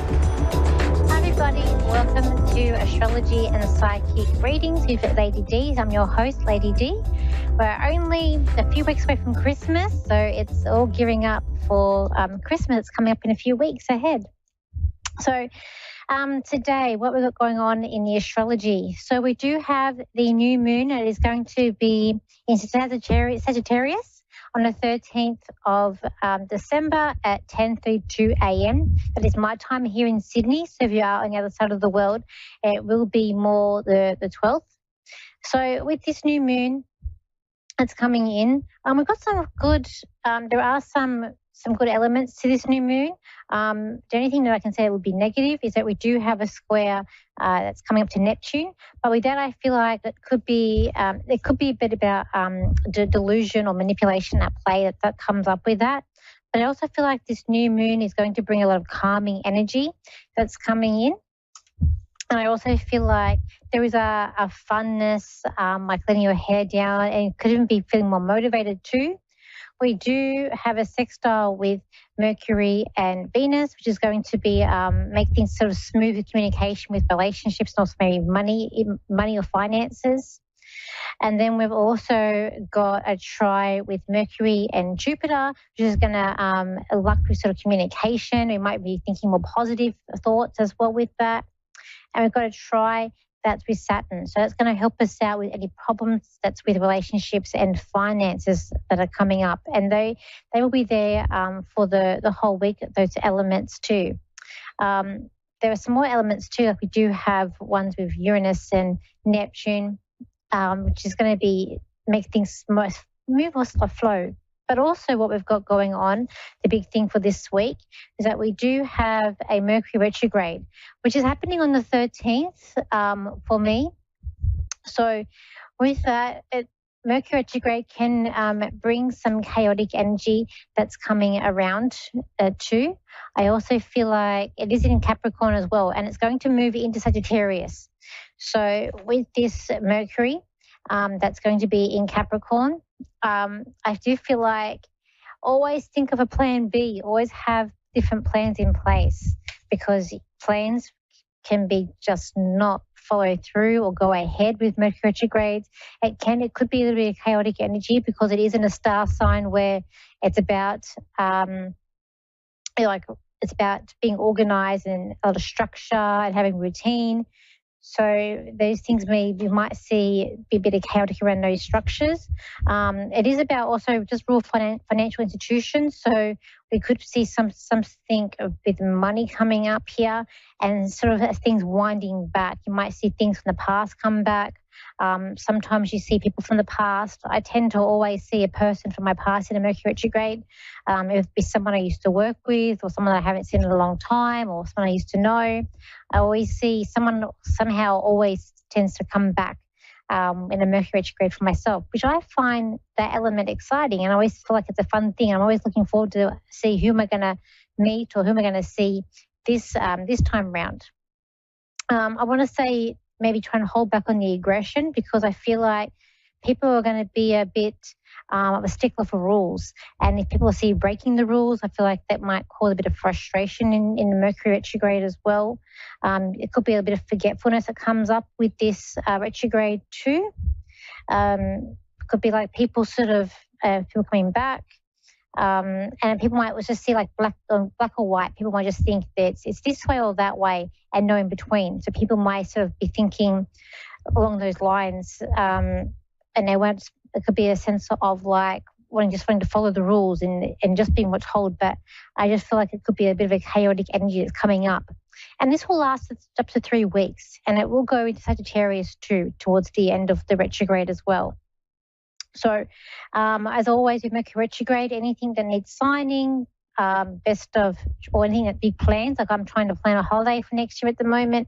I'm trying to do it before this retrograde. If not, I'll wait till afterwards, and then I will book it and plan it then, because I just feel like anything that's big that you plan through a retrograde can be a bit chaotic, and it may not work out as smoothly or as great. So I just feel like anything you need to sign, any big plans you need to make, do it before the retrograde. Otherwise it can be a bit funny. I didn't know, before I knew about the Mercury retrograde, I actually signed a job contract. I was there for 8 years, but it was a bit of a hard 8 years that I was there for. And then I realized, when I learned about it and I realized I'd signed in that in that period, I was like, oh, that explains a lot. But there were some good times that I had there, but it could be quite hard. But I've met some great friends there too. So everything happens for a reason. I believe in that. I believe in destiny, that things always happen for a reason. So let's go to the caller. So we've got a Billy who's in New York. So hi, how can I help you today? Well, hello. I was looking for guidance from animals that I have on the other side. Mm-hmm. Yep. Is there anyone particularly you want to connect to, or you just want me to see who's around you? Not anyone in particular. Okay, let's have a look and bring someone in for you. Please bring in Billy's loved ones from the other side. Okay. I do have an old lady that's come in, and she has a back, something wrong with her back. She's saying my back, and she's sort of leaned over, and I just feel like she had some back issues. I am feeling grandmother, or like well, she might not be like a grandmother, but she's just old, but she keeps referring to her back. And I do feel like she's a bit short as well. But I feel like she's always watching, like she'd always watch to see what you're doing like, you don't get past her. She's always watching this lady. Can you relate to this? I feel like I'm going on mother's side as well. Okay. I don't know anyone with back issues. I don't recall, but that'll probably come to me later. Okay. I want to say her hair is nice. It's like I'm seeing two things. Like I'm seeing my grandmother. So I'm just going off what my grandmother used to look like. That's why I did get into shortness. But I feel like her hair was kind of neat. Like I feel like this lady would always have neat hair, and I feel like that she would always have like a nice brooch, or like a nice jewelry like this. I feel like she liked nice things, and she would wear like nice things too, as well. I do feel like that she does live around the around that New York, or around that. I am feeling around that part of America too. So she might be someone that you know. It can be someone like a neighbor or something that you know. Anyone can pop in if I just pick up who's around you. Okay. She's telling me that she's not stubborn, but she's flexible. But there's a sense of her watching. I feel like that she would like keep an eye out of what's happening on the street or what's happening in a neighborhood. She would, if something's going on, like she would be able to tell you what's going on. So I feel like she would be a bit nosy and keep an eye out as well. Okay. She's giving you a 4-leaf clover, and she's saying to me like you're lucky, or there's a luckiness about you as well. Okay. Your apartment is your apartment where you're living. Are you living in like an apartment, or one of those like little those houses that are like the terrace, the houses that are all close together, the stairs? No, we live in our house. Okay. Yep. So, like in the city? In a small town. In a small town. Okay. So I'm seeing the stairs up. She's showing me her house, and I just feel like the stairs leading up in the house, and she's showing me it's her house. But her house has been, I feel like since she's passed, the house has been renovated where she is, because she's not happy because of her house has been changed. So then I was just thinking maybe where you're living could have been the old owner that's there. Too. As well. She's very. I didn't know the old owner, but I know she passed away a few years ago. But that's interesting. Oh, okay. Have you changed her house? Have you changed this house? No. Wait, what? Okay. Have I changed my house? Have you changed the house? Yeah, like so since you've got the house, you've renovated, you've fixed it up, you've done something to it. We've painted it. Yeah. Okay. Because she likes everything what it was the old way, this lady. I have a feeling this is the lady who used to live at your house. That's what I feel like. Because she's like, she's got things everywhere. Got the fan going. It's very hot in the summer here. We're having a heat wave. Things flying around. So I feel like that's who I've got here. But she does like you. she does like you a lot. And she keeps on giving you a 4-leaf clover. So there's something about luck, or you're lucky, or luck's coming to you. And I just feel like that she does like you. I feel like she does like children as well. She's referring to babies, and I feel like she likes children. And I feel like she does want the house to be filled and like here, children are running around the house. And I do feel like she likes dogs too with this lady. She's just there to sort of, I feel like she's just there because this is her house and it's where she likes to be. But I do feel like she likes you. There's something about the floor because she's, the floor is making noises, or if you've got like floorboards, but she's like pressing on the floor and it's like making a creaking noise. So I don't know if your house makes those noises or not, but she's showing me that if it does make those noises, I feel like it's just her walking around. She's trying very quietly at night, walk around, but I just feel like there's some noises that I feel like from the ground there, on the floor, that's coming up. Any messages that's coming up your way? She's just getting excited for you for like the times ahead with Christmas and the New Year, and she's happy that you're there. That's what I feel like. That's there. But yeah, she's just happy to be around you. So that's there. And she's just sitting there. She just wants to come through and say hi to you. But yeah. But thank you for calling in today. I'm sorry about that. That's all I had time for. And if I can call someone specifically in, but when someone says who just want to see who's around, like anyone can come through. And so I do feel like that lady was the old lady that owned your house. But she just wants to come and say hi and know that she's there in your house with you. Not doing anything bad. But thank you for calling in today. Thank you. I appreciate it. That's okay. Okay, everybody, thank you for tuning in for today's show. If you want to contact me for a reading, you can. My website is Lady D Psychic Parties, same as my Facebook page, and my Instagram and TikTok is Lady D Psychic, and so my YouTube channel is Lady D or Danielle Psychic. I hope you have an amazing week, and I'll see you next week. And if you're in Australia or Sydney, take care and stay out of the heat because it is a hot week's coming up, and even today is very hot. And tomorrow's going to be like 40 degrees, so hot, very hot. So everyone, I hope you have a good week, and I'll see you next time. So bye for now.